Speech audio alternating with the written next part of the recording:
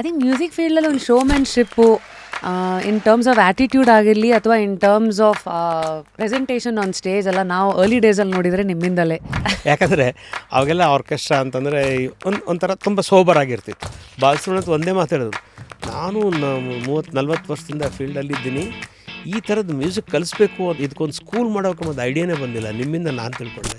ಈಗ ಎಲ್ಲೋ ಹೋಗಿ ಒಂದು ಕೆಟ್ಟ ಮೈಕಲ್ಲಿ ಹಾಡೋದಕ್ಕೂ ಒಂದು ಒಳ್ಳೆ ಸೌಂಡ್ ಸಿಸ್ಟಮ್ಮು ಒಳ್ಳೆ ಅರೇಂಜ್ಮೆಂಟಲ್ಲಿ ಹಾಡಿದಾಗ ನೋಡೋರಿಗೆ ಎಷ್ಟು ಇಂಪ್ರೆಸ್ ಆಗುತ್ತೆ. ಮೈಕಲ್ ಜಾಕ್ಸನ್ ಪ್ರೋಗ್ರಾಮ್ ಬೇರೆ ಸೌಂಡ್ ಸಿಸ್ಟಮ್ ತಗೊಂಡು ಹೋಗೋದಕ್ಕೆ ರೈಲ್ವೆ ಟ್ರ್ಯಾಕ್ ಹಾಕಿದ್ರಲ್ಲಿ, ಅದು ಒಂದು ವಾರದಿಂದ ನಡೀತಾ ಇತ್ತು. ಈ ಹೆಸರು ಹೆಂಗೆ ಬಂತು ಸೌಂಡ್ ಆಫ್ ಮ್ಯೂಸಿಕ್? ಈಗಲೂ ಅಷ್ಟೇ, ಯಾರಾದರೂ ಬರೀ ಮಂಜುಳಾ ಅಂದರೆ ಗೊತ್ತಾಗಲ್ಲ, ಬರೀ ಗುರುರಾಜ್ ಅಂದ್ರೆ ಗೊತ್ತಾಗಲ್ಲ. ಅವ್ರಿಗೂ ಮಂಜುಳಾ ಗುರುರಾಜ್ ಅಂದ್ರೆ ಗೊತ್ತಾಗುತ್ತೆ, ನನಗೂ ನೀವು ಯಾವ ಗುರುರಾಜ್ ಮಂಜುಳಾ ಗುರುರಾಜ ಅಂತ. ಸ್ಪಿರಿಚುಯಾಲಿಟಿಗೆ ಯಾವ ಥರ ಜಾಗ ಕೊಟ್ಟಿದ್ದೀರಿ ಗುರುಜಿ? ಎಲ್ಲ ನಾವು ಕೆಲಸ ಮಾಡಿದ ಮೇಲೆ ದೇವ್ರ ನೆನಿಬೇಕು, ದೇವ್ರ ನೆನೆದು ಕೆಲಸ ಮಾಡೋದು ಬೇಡ. ಖುದಿ ಕೋ ಕರ್ ಬುಲಂದ್ ಇತನಾ ಕೆ ಹರ್ ತಕ್ದೀರ್ ಸೆ ಪಹಲೆ, ಖುದಿ ಕೋ ಕರ್ ಬುಲಂದ್ ಇತನಾ ಕೆ ಹರ್ ತಕ್ದೀರ್ ಸೆ ಪಹಲೆ कि खुदा बंदे से पूछा बता तेरी रजा क्या है. ಅಬೌಟ್ ಸೋನು ನಿಗಮ್ ಅವರ ಸಿಂಗಿಂಗ್, ಕನ್ನಡ ಅವ್ರ ಭಾಷೆ ಅಲ್ಲದೆ ಇದ್ರೂ very near to SP Balasubrahmanyam ಅಂತ ಹೇಳ್ಬೋದು. I think orchestras have lost its charm ಅನ್ಬಹುದಾ? ಈ ಭೂಮಿ ಬಣ್ಣದ ಬುಗುರಿ ಆ ಶಿವನೇ ಚಾಟಿ ಕಣು.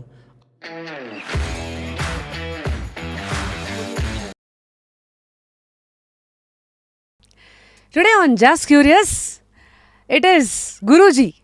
ಗುರೂಜಿ ಅಂದ ತಕ್ಷಣ ಯಾವ ಗುರೂಜಿ? ಇವತ್ತಿನ ಕಾಲದ ಗುರೂಜಿ ಎಲ್ಲ ಬರೋಕ್ಕೂ ಮುಂಚೆ ಕರ್ನಾಟಕ ಕಂಡಂಥ ಗುರೂಜಿ. ನನಗೆ ಖುದ್ದಾಗಿ ಸೌಂಡ್ ಆಫ್ ಮ್ಯೂಸಿಕ್ನ ಗುರೂಜಿ, ಸಾಧನಾ ಮ್ಯೂಸಿಕ್ನ ಗುರೂಜಿ, ಮಂಜುಳಾ ಗುರುರಾಜ್ನ ಗುರೂಜಿ. ಅಫ್ಕೋರ್ಸ್ ಏನು ಹೇಳೋದು, ಜೀವನದ ಪ್ರಯಾಣದಲ್ಲಿ ನವ್ಯ ಗೀತೆಗಳು and so much more as a music director and hustler. ಇವತ್ತಿನ ಪದ ಏನಿದೆ ಗುರುಜಿ, ಹಸ್ಲರ್ ಅಂತ, ಅವತ್ತಿಗೆ ನೀವೆಲ್ಲ ಹಾಗೆ ಬಾಳಿ ಬದುಕಿ ಆಮೇಲೆ ಇವತ್ತು ನಾವು ಪೋಣಿಸ್ಬೋದು ಹಸ್ಲರ್ ಅಂದರೆ ಇವರೇನಾ ಅಂತ. ಸೊ ಅಂತಹ ಒಂದು ಗುರುಜಿ. ಹಾಗಾಗಿ ಇವತ್ತಿನ ಜಸ್ಟ್ ಕ್ಯೂರಿಯಸ್ ಐ ಥಿಂಕ್ ನಿಮ್ಮನ್ನು ನಾನು ಹೋಸ್ಟ್ ಮಾಡ್ತಾ ಇರೋದು ಇಟ್ಸ್ ವೆರಿ ಪರ್ಸ್ನಲ್ ನನಗೆ. ಯಾಕೆಂದರೆ ಫಸ್ಟ್ ಟೈಮ್ ನಾನು ನಿಮ್ಮನ್ನು ನೋಡಿದ್ದೆ ಒಂದು ಪುಟಾಣಿ ಹುಡುಗಿಯಾಗಿ 1990 ಸಾಧನಾ ಮ್ಯೂಸಿಕ್ನ ಸ್ಟೂಡೆಂಟ್, ಸಾಧನಾ ಮ್ಯೂಸಿಕ್ ಸ್ಕೂಲ್ನ ಸ್ಟೂಡೆಂಟ್ ಆಗಿ. ಸೊ ನನ್ನ ಪ್ರಯಾಣ ಅದಿರಲಿ. So here I am very curiously eager to explore your music journey and life journey. ಹೇಗಿದ್ದೀರಿ Guruji? I enjoy like how I was before. ನಾನು ಯಾವಾಗ ಹಿಂದೆ ಹೇಗಿದ್ದೋ ಇವತ್ತಿಗೂ ನಾನು ಹಾಗೇ ಸಂತೋಷವಾಗಿ ಈ ಮ್ಯೂಸಿಕ್ ಫೀಲ್ಡಲ್ಲೇ ತೊಡಸ್ಕೊಂಡಿದ್ದೀನಿ. ಐ ಥಿಂಕ್ ಮ್ಯೂಸಿಕ್ ಫೀಲ್ಡಲ್ಲಿ ಒಂದು showmanship in terms of attitude ಆಗಿರಲಿ ಅಥವಾ in terms of presentation on stage ಎಲ್ಲ ನಾವು ಅರ್ಲಿ ಡೇಸಲ್ಲಿ ನೋಡಿದರೆ ನಿಮ್ಮಿಂದಲೇ. ಖಂಡಿತ. ಯಾಕಂದರೆ ಅವಾಗೆಲ್ಲ ಆರ್ಕೆಸ್ಟ್ರಾ ಅಂತಂದರೆ ಒಂಥರ ತುಂಬ ಸೋಬರಾಗಿರ್ತಿತ್ತು, ಅಂದರೆ ಒಳ್ಳೆ ಹಾಡುಗಳನ್ನ ಅದೆಲ್ಲ. ಅದನ್ನು ನಾವೇನು ಮಾಡಿದ್ವಿ, ಸಿನಿಮಾ ಎಲ್ಲ ಬಂದಮೇಲೆ ಹೇಗೆ ನಾಟಕದಲ್ಲಿ ಒಂದು ಲಿಮಿಟೇಷನ್ ಇರ್ತಿತ್ತು, ಆ ಸಿನಿಮಾ ಬಂದಮೇಲೆ ಅದು ಹೇಗೆ ಚೇಂಜ್ ಆಯಿತು. ಕೆಲವು ಕಡೆ ಈವನ್ ಉತ್ತರ ಕರ್ನಾಟಕದಲ್ಲಿ ಡ್ರಾಮಾಗೆ ಅವರೆಲ್ಲ ಪ್ರಯತ್ನ ಮಾಡಿದ್ರು. ಸ್ಟೇಜ್ ಮೇಲೆ ಕುದುರೆಗಳನ್ನ ತರೋದು, ಕುದುರೆನ, ಆಮೇಲೆ ಆನೆನೂ ತರೋದು. ಅಂದರೆ ಅವ್ರದ್ದೊಂದು ಪ್ರಯತ್ನ ಅವಾಗ ಸ್ಟೇಜ್ ಮೇಲೆ ಇಷ್ಟು ಮಾಡ್ಬೋದಾ ಅಂತ. ಆ ಗುಡಿಗೇರಿ ಬಸವರಾಜ್ ಅವರೆಲ್ಲ ಒಂದು ಡ್ರಾಮಾ ಕಂಪನಿ. ಆ ಥರ ನಾವೇನು ಅಂದ್ಕೊಂಡು ಆರ್ಕೆಸ್ಟ್ರಾದಲ್ಲಿ ನಾವು ಯಾಕೆ ಮಾಡಬಾರ್ದು, ಸಮಥಿಂಗ್ ಸಿನಿಮಾದಲ್ಲಿ ಹೇಗಿರುತ್ತೆ ಹಾಗೆ ಮಾಡಬೇಕು. ಉದಾಹರಣೆ ಒಂದು ಕಿಲಾಡಿ ಜೋಡಿ ಅಂತ ಒಂದು ಪಿಕ್ಚರ್ ಬಂದಿತ್ತು ಅವಾಗ. ನಾನು ಮತ್ತು ನಮ್ಮ ಮಲ್ಲು ಅಂದರೆ ಮದನ್ ಪಟೇಲ್ ಅಂತ, ನಾವಿಬ್ಬರು ಅವರು ಟ್ರಂಪೆಟ್ ಬರ್ಸೋದು, ನಾನು ಹಾಡು ಹಾಡೋದು ಇತ್ತಲ್ಲ. ಆ ಕಿಲಾಡಿ ಜೋಡಿ ಫಿಲ್ಮ್ ಬರೋಕ್ಕೆ ಮುಂಚೆನೇ ನಾನೇ ಏನು ಮಾಡೋದು ಅಂದರೆ ಡಾನ್ಸ್ ಕಂಪೋಸ್ ಮಾಡಿದ್ವಿ, ನಾನು ಮಲ್ಲು ಇಬ್ಬರು ಸೇರಿ. ಲೈಕ್ ಚಾರ್ಲಿ ಚಾಪ್ಲಿನ್, ನಮ್ಮ ಕಲ್ಪನೆಯೇ ಬೇರೆ ಅದು. ಆ ಥರ ಚಾರ್ಲಿ ಚಾಪ್ಲಿನ್ ಡ್ರೆಸ್ ಹೊಲಿಸಿ ಅದೆಲ್ಲ ಮಾಡಿ ಹಾಡುಗಳನ್ನ ಪ್ರೆಸೆಂಟ್ ಮಾಡಿದಾಗೆಲ್ಲ ಇನ್ನಷ್ಟು ಭಾಳ ಸಂತೋಷ ಆಗ್ತಾಯಿತ್ತು ಎಲ್ರಿಗೆ. ಸಿನಿಮಾ ನೋಡೋದು, ಏನು ರೀ ಸಿನಿಮಾದಲ್ಲಿ ಇಷ್ಟು ಚೆನ್ನಾಗಿಲ್ಲ, ನಿಮ್ಮದೇ ಚೆನ್ನಾಗಿದೆ ಅಂತ. ಅಂದರೆ ಒಂದೇನೋ ಒಂದು ಕ್ರಿಯೇಟಿವ್ ಶೋಮ್ಯಾನ್ಶಿಪ್ ಅಂತಾರಲ್ಲ, ಅದನ್ನು ಮಾಡೋದಕ್ಕೆ ಪ್ರಯತ್ನ ಮಾಡ್ತಾಯಿದ್ವಿ. ಹಾಗಾಗಿ ಜನರಿಗೆ ಬೇಗ ಇಷ್ಟ ಆಯಿತು ಅಂತ ಅನಿಸುತ್ತೆ. ಆಬ್ಸಲ್ಯೂಟ್ಲಿ. ಅಂದರೆ ಇವತ್ತು ಸೌಂಡ್ ಆಫ್ ಮ್ಯೂಸಿಕ್ ಅಂತಂದ್ರೇ ಮ್ಯೂಸಿಕ್ ಕ್ಷೇತ್ರದಲ್ಲೇ ಬಹಳ ಸೌಂಡ್ ಮಾಡೋದಂಥ ಒಂದು ಆರ್ಕೆಸ್ಟ್ರಾ ಸಂಸ್ಥೆ ಅದು ಒಂದು ಅಂತ ನೋಡೋದ, ಅಥವಾ ಈ ಕಡೆ ಸಾಧನಾ ಮ್ಯೂಸಿಕ್ ಸ್ಕೂಲನ್ನು ಐ ಥಿಂಕ್ 90sಲ್ಲೇ ಈ ಸ್ಕೂಲ್ ಕಲ್ಚರೇ ಇಲ್ಲದೆ, ಅಂದರೆ ನಾರ್ಮಲ್ ಶಾಲೆ ಇತ್ತು, ಮತ್ತು ಸಂಗೀತ ಅಂತ ಬಂದಾಗ ಅದನ್ನೊಂದು ಶಾಲೆಯಾಗಿ ನಡೆಸಿ ಸಂಸ್ಥೆಯಾಗಿ ಅದರಿಂದ ಇನ್ನೊಂದಷ್ಟು ಜನ ಸಿಂಗರ್ಸ್ ಆಗಿ ಬರ್ತಾರೆ. ಆಧುನಿಕ ವೇನಲ್ಲಿ ಸಿಂಗಿಂಗ್ ಏನಿದೆಯಲ್ಲ ಅದು ಜಾಸ್ತಿ ಯಾರು ಹೇಳ್ಕೊಡ್ತಿದ್ದಿಲ್ಲ, ಲೈಕ್ ರೆಕಾರ್ಡಿಂಗ್. ಯಾಕಂದರೆ ಎಲ್ಲರೂ ನೋಡಿರ್ತಾರೆ ಸುಮಾರು ಕಡೆ, ಯಾರೋ ನಮ್ಮವರು, ಅವ್ರು ಯಾರೋ ನಮ್ಮೂರಲ್ಲಿ ಶಿವಮೊಗ್ಗದಲ್ಲಿ ಒಬ್ಬರಿದ್ದಾರೆ, ತುಂಬ ಚೆನ್ನಾಗಿ ಹಾಡ್ತಾರೆ, ಅಲ್ಲಿ ಚೆನ್ನಾಗಿದ್ದಾರೆ, ಹಾಡ್ತಾರೆ, ಹಾಗೆ ಹೇಳ್ತಿರ್ತಾರೆ. ಬಟ್ ಅವ್ರು ಟೆಕ್ನಿಕ್ ಗೊತ್ತಿರಲ್ಲ ರೆಕಾರ್ಡಿಂಗ್ನಲ್ಲಿ ಹೇಗೆ ಹಾಡಬೇಕು ಅನ್ನೋದು. ಈಗ ಉದಾಹರಣೆ ಜಾನಪದ ಗೀತೆಯವರು ಸ್ವಲ್ಪ ಹೆಚ್ಚಿನ ಧ್ವನಿಯಲ್ಲಿ ಹಾಡ್ತಾರೆ, ಅವ್ರನ್ನ ನಾವು ಹೇಗೆ ಇದನ್ನು ಮಾಡಿ ಕಂಟ್ರೋಲ್ ಮಾಡಿ ಅವ್ರನ್ನ ಹೇಗೆ ಹಾಡಿಸ್ಬೇಕು. ಭಾವಗೀತೆ ಈಗ ಹಿಂದೂಸ್ತಾನಿ ಕಲ್ತವ್ರು ಒಂಥರ ಹಾಡ್ತಿರ್ತಾರೆ, ದಕ್ಷಿಣಾದಿ ಕಲ್ತವರು ಅವ್ರೊಂಥರ ಹಾಡ್ತಿರ್ತಾರೆ. ಇದನ್ನೆಲ್ಲ ಮ್ಯಾನೇಜ್ ಮಾಡಿ ಹಾಡೋವಂಥದ್ದು ಏನು ಆಧುನಿಕ ಟೆಕ್ನಿಕ್ ಏನಿದೆಯಲ್ಲ ರೆಕಾರ್ಡಿಂಗ್ ಸಿಂಗಿಂಗ್, ಅದು ಭಾಳ ಮುಖ್ಯ ಆಗೈತೆ. ಅದೆಷ್ಟೋ ಜನಕ್ಕೆ ಗೊತ್ತಿಲ್ಲ. ಅವಾಗೆಲ್ಲ ನಾವೇ ಅನ್ಕೋತಿದ್ದು ಏನೇ ನಾವು ಇಷ್ಟು ಚೆನ್ನಾಗಿ ಹಾಡ್ತೀವಿ, ಯಾವುದೋ ಒಂದು ಕಿಶೋರ್ ಕುಮಾರ್ ಹಾಡು ಪ್ರಾಕ್ಟೀಸ್ ಮಾಡಿ ಹಾಡ್ಬಿಡೋದು. ಕೇಳಿದವ್ರಲ್ಲ ಆಹಾ ಗುರು ಏನು ಗುರು ಒಳ್ಳೆ ಕಿಶೋರ್ ಕುಮಾರ್ ಥರನೇ ಹಾಡ್ತೀರಂತ. ಆ ಹಾಡು ಹಾಡಬೇಕಾದ್ರೆ ನಾನು ಒಂದು 100 ಸಲ ಕೇಳ್ಬಿಟ್ಟು ಹಾಡಿರ್ತೀನಿ. ಬಟ್ ಇಲ್ಲಿ ಹಾಗಿಲ್ಲ. ಈ ಟೆಕ್ನಿಕ್ನಲ್ಲಿ ರೆಕಾರ್ಡಿಂಗ್ನಲ್ಲಿ ಮ್ಯೂಸಿಕ್ ಡೈರೆಕ್ಟರ್ ಏನು ಹೇಳ್ತಾರೆ ಅದನ್ನು ಅಲ್ಲೇ ಗ್ರಾಸ್ ಮಾಡಿ ಅದನ್ನಲ್ಲೇ ಆ ಸ್ವರ ಜ್ಞಾನ ಬರೋ ಥರ ಹಾಡುವಾಗ ಅದಕ್ಕೆ ಬೆಲೆ ಜಾಸ್ತಿ ಇರುತ್ತೆ. ಹಾಗಾಗಿ ಇಡೀ ನಮ್ಮ ಕರ್ನಾಟಕದಲ್ಲಿ ಬೇರೆ ಯಾರೇ ಅನ್ನಿ 50 ವರ್ಷದಿಂದ ಲತಾ ಮಂಗೇಶ್ಕರ್ ಹಾಡಿದ್ರು, 50 ವರ್ಷದಿಂದ ರಫೀನೇ ಹಾಡಿದ್ರು, ಬಾಲಸುಬ್ರಹ್ಮಣ್ಯ ಹಾಡಿದ್ರು. ಏನಕ್ಕೆ? Because they know the technique of singing in the recording theatre. ಅದನ್ನು ಕಲಿಸೋರು ಯಾರೂ ಇದ್ದಿಲ್ಲ. ಅದನ್ನು ಮನಸ್ಸು ಮಾಡಿದ್ದು ಮಂಜುಳಾ ಅವರು. ಮಂಜುಳಾ ಹೇಳಿದ್ರು, ಯಾಕಂದ್ರೆ ಅವರಿಗೆ ಎಕ್ಸ್ಪೀರಿಯೆನ್ಸ್ ಆಗಿತ್ತು. ಯಾಕಂದರೆ ಎಷ್ಟೋ ಸಲ ಅವರು ಹೊಸದಾಗಿ ಹೋಗಿ ಹಾಡ್ತೀನಿ ಅಂದಾಗ ಚಾನ್ಸ್ ಕೊಡೋದಕ್ಕೆಲ್ಲ ಹಿಂದೆ ಮುಂದೆ ನೋಡ್ತಿದ್ರು. ಮಂಜುಳಾ ಅವರಿಗೆ ರಾಜಣ್ಣ ಅಂದರೆ ಮ್ಯೂಸಿಕಲ್ಲೇ ಹಾಡಬೇಕಂತ ಆಸೆ ಸಿಕ್ಕಿದ್ದಿಲ್ಲ ಅವ್ರಿಗೆ. ಲಕ್ಕಿಲಿ ಅವರು ಇಳೆಯರಾಜ ಹತ್ರ ಹಾಡಿದ್ರು, ಅದರಿಂದ ಭಾಳ ಪಾಪ್ಯುಲರ್ ಆದರು. ತಮಿಳ್ ತೆಲುಗು ಎಲ್ಲ ಹಾಡಿದ್ರು. ಅದಾದಮೇಲೆ ರಾಜಣ್ಣಗಿಂದ್ರೆ ಕರೆದ್ರು.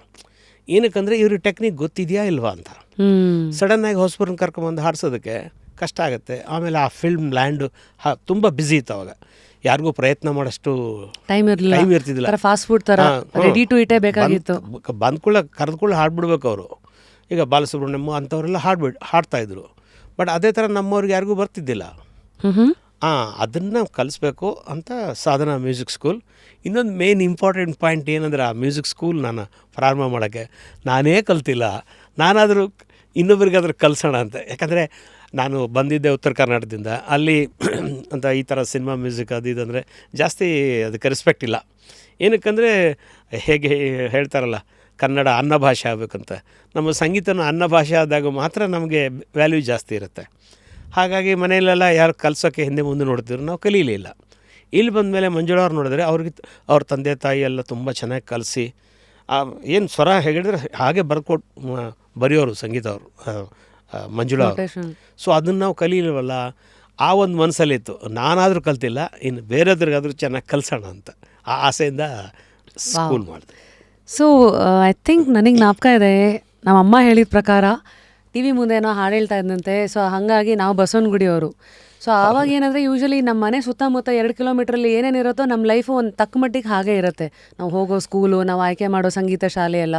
ಸೊ ಹಾಗೆ ಐ ಥಿಂಕ್ ಆಗಸ್ಟ್ 90ಯಲ್ಲಿ ನನಗಿನ್ನೂ 6 ವರ್ಷದ ಹುಡುಗಿ ನನ್ನನ್ನು ಕರ್ಕೊಂಬಂದು ನಮ್ಮ ಶೈಲಾ ಆಂಟಿ ಅಂತ ಅವರೇ ಅಲ್ಲಿ ಅವತ್ತಿಗೆ ಒಂದು ಬ್ರ್ಯಾಂಡ್ ಅಲ್ಲ ಮಂಜುಳಾ ಮ್ಯಾಮು, ಮಂಜುಳಾ ಗುರುರಾಜ್ ಅವರ ಸಾಧನಾ ಸಂಸ್ಥೆ ಅಂತ.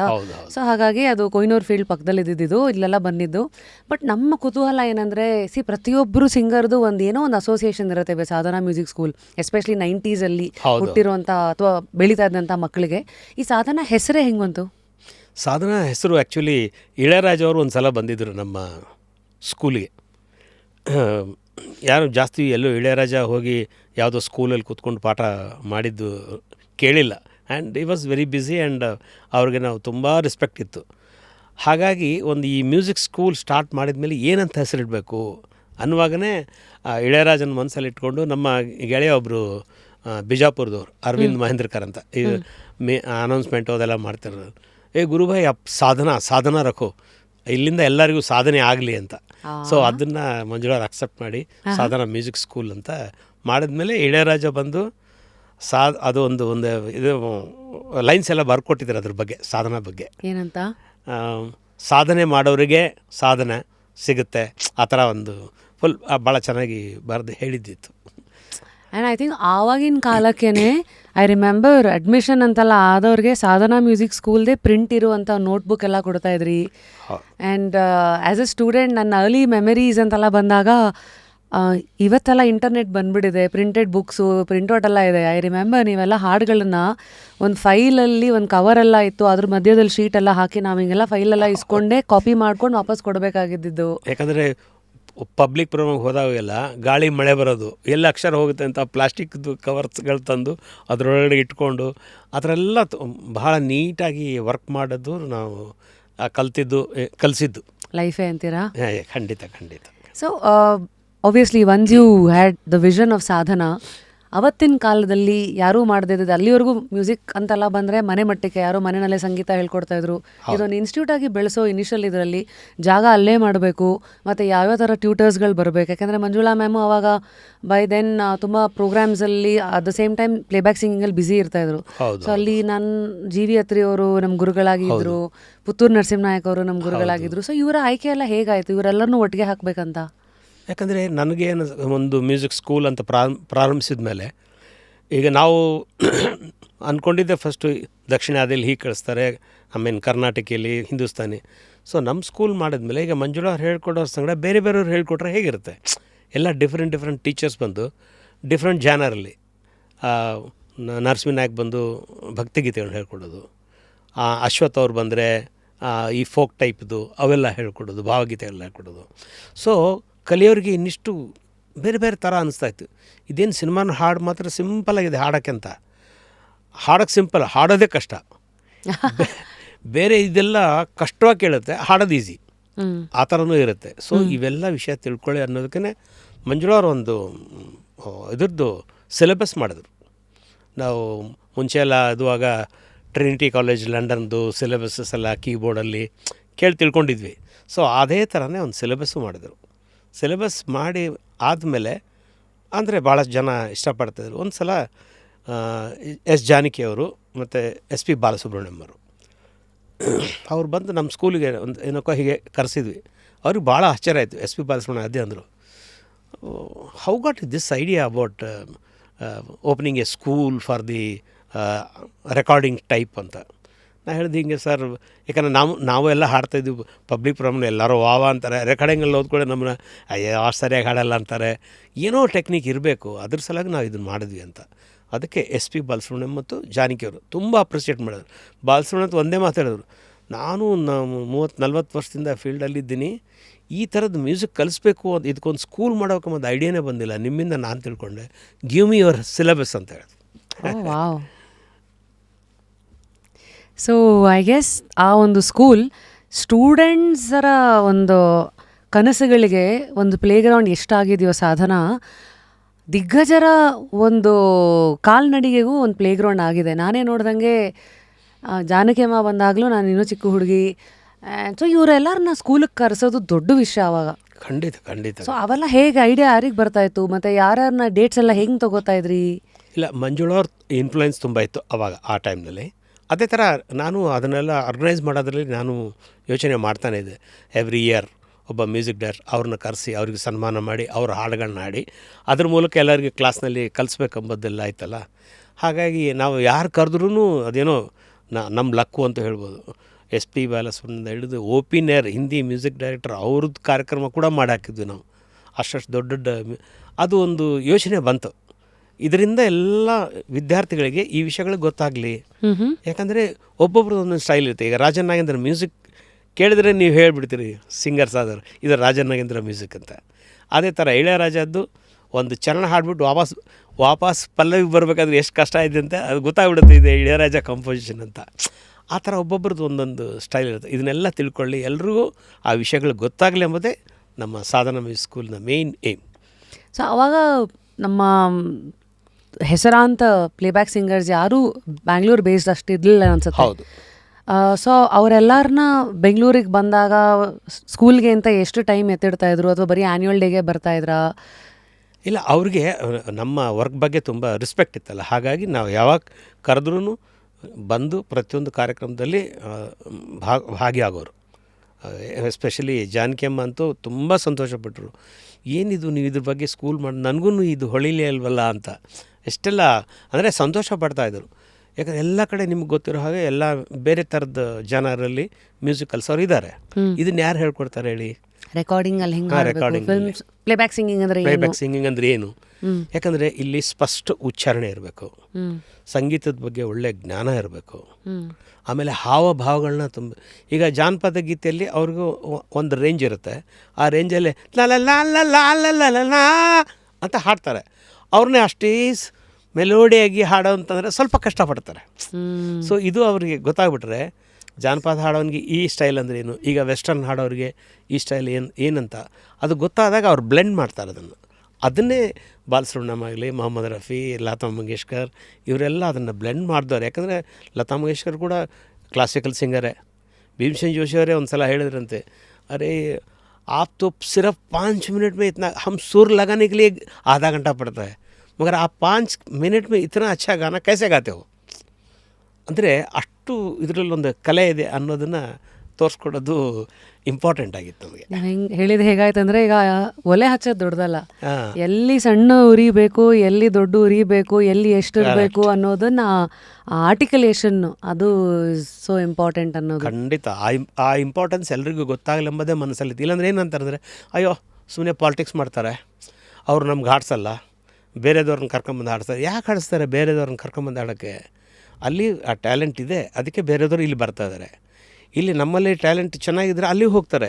ಮಂಜುಳಾ ಅವರು ಒಂದು ಹಾಡು ಯಾವುದೋ ಫಿಲ್ಮ್ಗೆ ಹಾಡಿದರು, ಅದು ತೆಲುಗಿನಲ್ಲಿ ರೀಮೇಕ್ ಆಯಿತು, ಅರ್ಜುನ್ ಸರ್ಜಾ ಅವ್ರದ್ದು ಫಿಲ್ಮ್. ಆವಾಗ ಅವ್ರೇನು ಮಾಡ್ತಾರೆ, ಅಲ್ಲಿ ಸಿಂಗರ್ ಅಲ್ಲಿ ಯಾರಿದ್ದರು ಅವ್ರನ್ನ ಹಾಡಿಸ್ಬೇಕಂತ ಡಿಸೈಡ್ ಮಾಡಿದ್ರು. ಅವರು ಪ್ರೊಡ್ಯೂಸರ್ ಡೈರೆಕ್ಟರ್ ಹೇಳಿಲ್ಲ, ಅವ್ರು ಯಾರು ಒರಿಜಿನಲ್ ಹಾಡಿದ್ದಾರೆ ಮಂಜುಳಾ ಅವರೇ ಬೇಕು ಅಂತ, ಇಲ್ಲಿಂದ ಮಡ್ರಾಸಿಗೆ ಕರ್ಸ್ಕೊಂಡು ಹಾಡಿಸಿದ್ರು.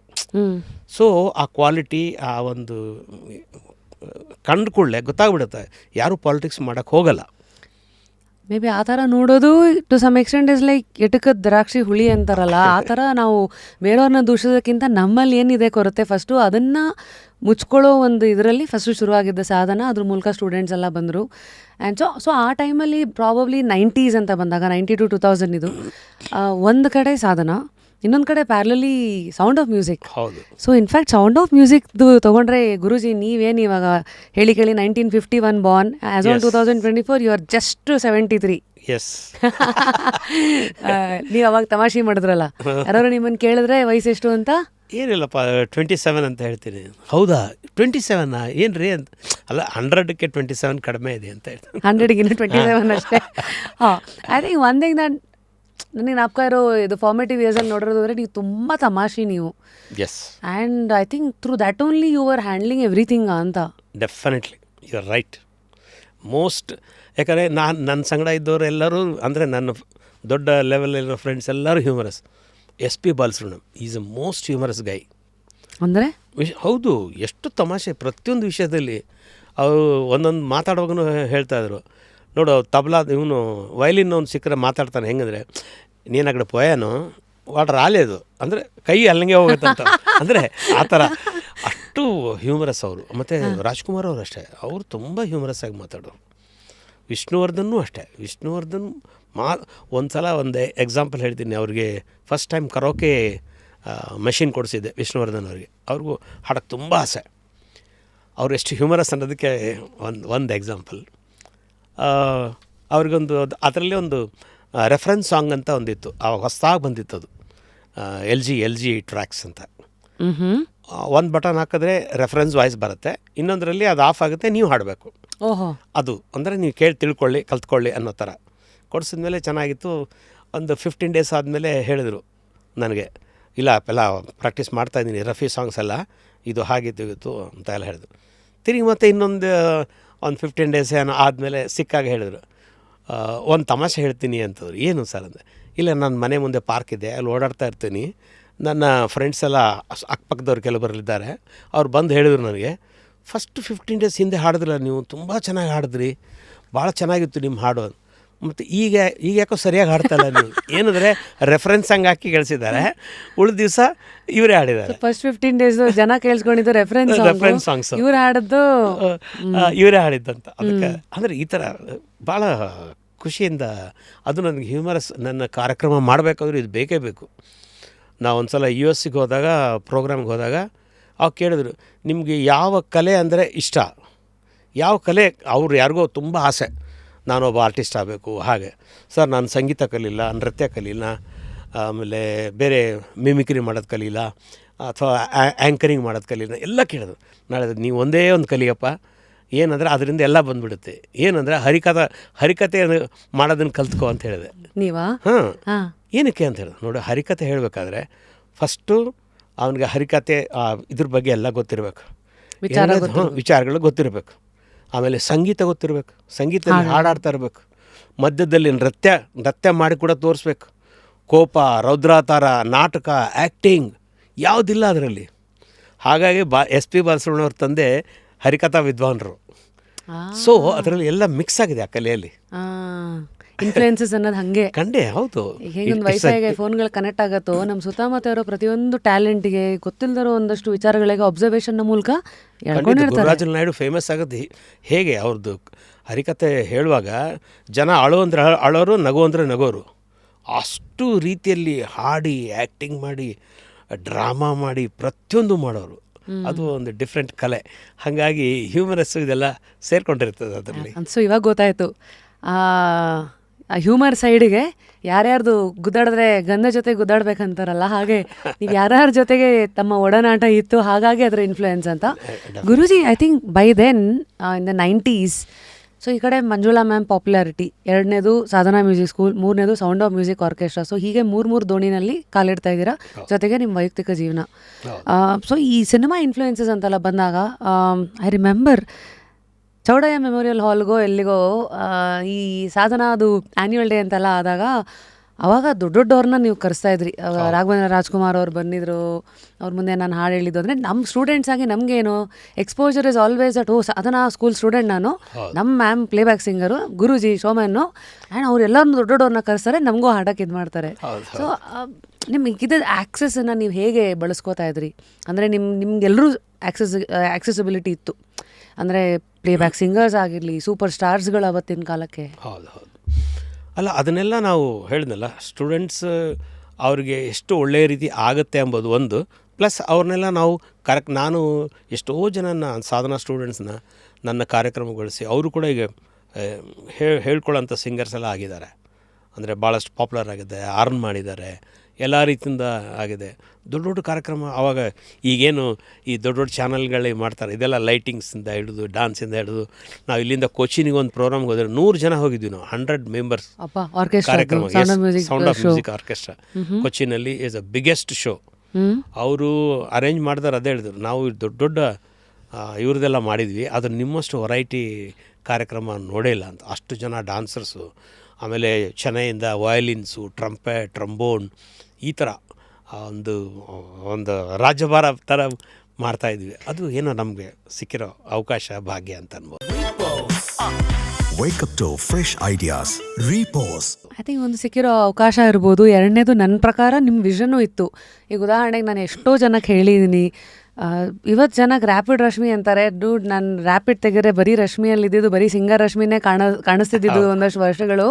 ಫಸ್ಟು ನನಗೆ 6 ವರ್ಷ ಇದ್ದಾಗ ಆರ್ಕೆಸ್ಟ್ರಾದಲ್ಲಿ ಹಾಡ್ತಾ ಇದ್ದೆ, ಸೌಂಡ್ ಆಫ್ ಮ್ಯೂಸಿಕ್ಕು. ಖಂಡಿತಮ್ಮ, ನೀವೊಂದು ಸಲ ಹಾಡಿದ್ದನ್ನು ಯಾರೋ ಇಷ್ಟಪಟ್ಬಿಟ್ಟು ನನಗೆ ಹೇಳ್ಬಿಟ್ರು, ಆ ಮಗು ಇದೆಲ್ಲ ಅವ್ರನ್ನ ಕರ್ಕೊಂಬನ್ನಿ ನಮ್ಮ ಆಫೀಸಿಗೆ ಅಂತ. ನಾನು ಏನಕ್ಕೆ ಅಂತ ಗೊತ್ತಿಲ್ಲ, ನಾನು ಇನ್ನು ಕರ್ಕೊಂಡು ಹೋಗ್ಬಿಟ್ಟು ಅವರು, ಆ ಹುಡುಗಿ ತುಂಬ ಚೆನ್ನಾಗಿ ಹಾಡಿದ್ಲು, ಅದಕ್ಕೆ ಇದೊಂದು ಚೈನ್ ತೊಗೊಳ್ಳಿ ಅಂತ ಬಂಗಾರದ ಚೈನ್ ಕೊಟ್ಟರು. ನಿಂಗೆ ನೆನಪಿದೆಯಲ್ಲ? ಎಸ್ ಗುರುಜಿ. ಹಾಗೆ ಇನ್ನೊಂದ್ಸತಿ ಯಾರೋ ಬ್ರೇಸ್ಲೆಟು ಏನೋ ಕೊಟ್ಟಿದ್ರು, ಚಾಮ್ಸ್ ಎಲ್ಲ ಇರೋದು. ಅಂದರೆ ನಮಗೆ ನೋಡಿ, ನೀವು ನಿಮ್ಮ ಸುತ್ತಾನೆ ಎಂತೆಂಥದನ್ನು ನೀವೇ ನೋಡಿದ್ದೀರಾ, ಕೆಲವು ಮ್ಯಾಜಿಕಲ್ ಮೂಮೆಂಟ್ಸ್ ಅನ್ಬೋದು. ಬಟ್ ನಮಗೆ ಅದೇ ನೋಡಿ, ಇಬ್ಬರದೂ ಲೈಫ್ ಪ್ಯಾರಲಾಗಿ ಹೋಗ್ತಾ ಇತ್ತು. ನಿಮಗೆ ಒಂದು ಸಾಧನೆಯ ಹಂತ ತಲುಪಿದ್ದೀರಿ, ವಾಟ್ ನೆಕ್ಸ್ಟ್ ಅಂತ. ನನಗೆ ಏನಾಗ್ತಾ ಇದ್ದೀನಿನೇ ಗೊತ್ತಿಲ್ಲ. 6 ವರ್ಷದ ಹುಡುಗಿ, ಅಮ್ಮ ಏನೋ ಕರ್ಕೊಂಡು ಹೋದ್ರು, ಇವರೇನೋ ಸ್ಟೇಜ್ ಮೇಲೆ ಹಾಡು ಅಂತಾರೆ, ನಮಗೇನಾರೋ 50 ರೂಪಾಯಿ ಪೇಮೆಂಟ್ ಅಂತೆ ದಿನಕ್ಕೆ. ಆಮೇಲೆ ಏನು ನಿನ್ನ ನಾನು ಹಾಡಿ ಡ್ಯಾನ್ಸು ಮಾಡ್ತಾ ಇದ್ದೆ, ನಾಪ್ಕ ಇದೆ ನಿಮಗೆ 100% ನಾಪ್ಕ ಇರುತ್ತೆ. ಸೊ ಈ ಥರದ್ದೆಲ್ಲ ದಿನಗಳು. So tell me, sound of ಮ್ಯೂಸಿಕ್ನ ಗ್ಲೋರಿ ಡೇಸ್. ಸೊ ಅವಾಗ ಒಂದು sound of music was one of the most popular orchestras. ಎಷ್ಟೋ 9,000+ ಶೋಸ್ ಕೊಟ್ಟಿದ್ದೀರಿ. ಅಂದರೆ ಈ ಅರ್ಲಿ ಡೇಸೇ ಅಲ್ಲಿ ಎಲ್ಲಿಂದ ಸ್ಟಾರ್ಟ್ ಆಯಿತು? ಅದೇ 70 ಐ ಥಿಂಕ್ 75, 77ಇಂದ ನಮ್ಮ ಅವಾಗೆಲ್ಲ ಹೊಸದಾಗಿ ನಾನು ಹೇಳಿದ್ನಲ್ಲ, ಉತ್ತರ ಕರ್ನಾಟಕದಿಂದ ಬಂದಿದ್ವಿ. ಇಲ್ಲಿ ಯಾರೋ ನಮ್ಮ ಸಂಗಮೇಶ್ ಹಿರಮೆಟ್ ಅನ್ನೋರು ಹಾಡ್ತಿದ್ರು ಹೋಟ್ಲಲ್ಲಿ. ಆವಾಗ ನಾನು ಅಲ್ಲಿ ಸ್ಟಾರ್ಟ್ ಮಾಡಿದೆ. ಹೌದಾ? ಸಿಂಗಿಂಗ್ ಲೈಕ್ ಕ್ಲಬ್ಬಲ್ಲಿ. ಆವಾಗ ಆ ಅವಕಾಶ ಇದ್ದಿದ್ದೆ ಕ್ಲಬ್ಬಲ್ಲಿ ಹಾಡೋಕ್ಕೆ. ಆವಾಗೆಲ್ಲ ನೈಟ್ ಕ್ಲಬ್ಗಳು ಶುರುವಾಗಿತ್ತು ಆ ಡೇಸಲ್ಲಿ, ಲೈಕ್ ಕ್ಯಾಬ್ರೆ ಡಾನ್ಸ್.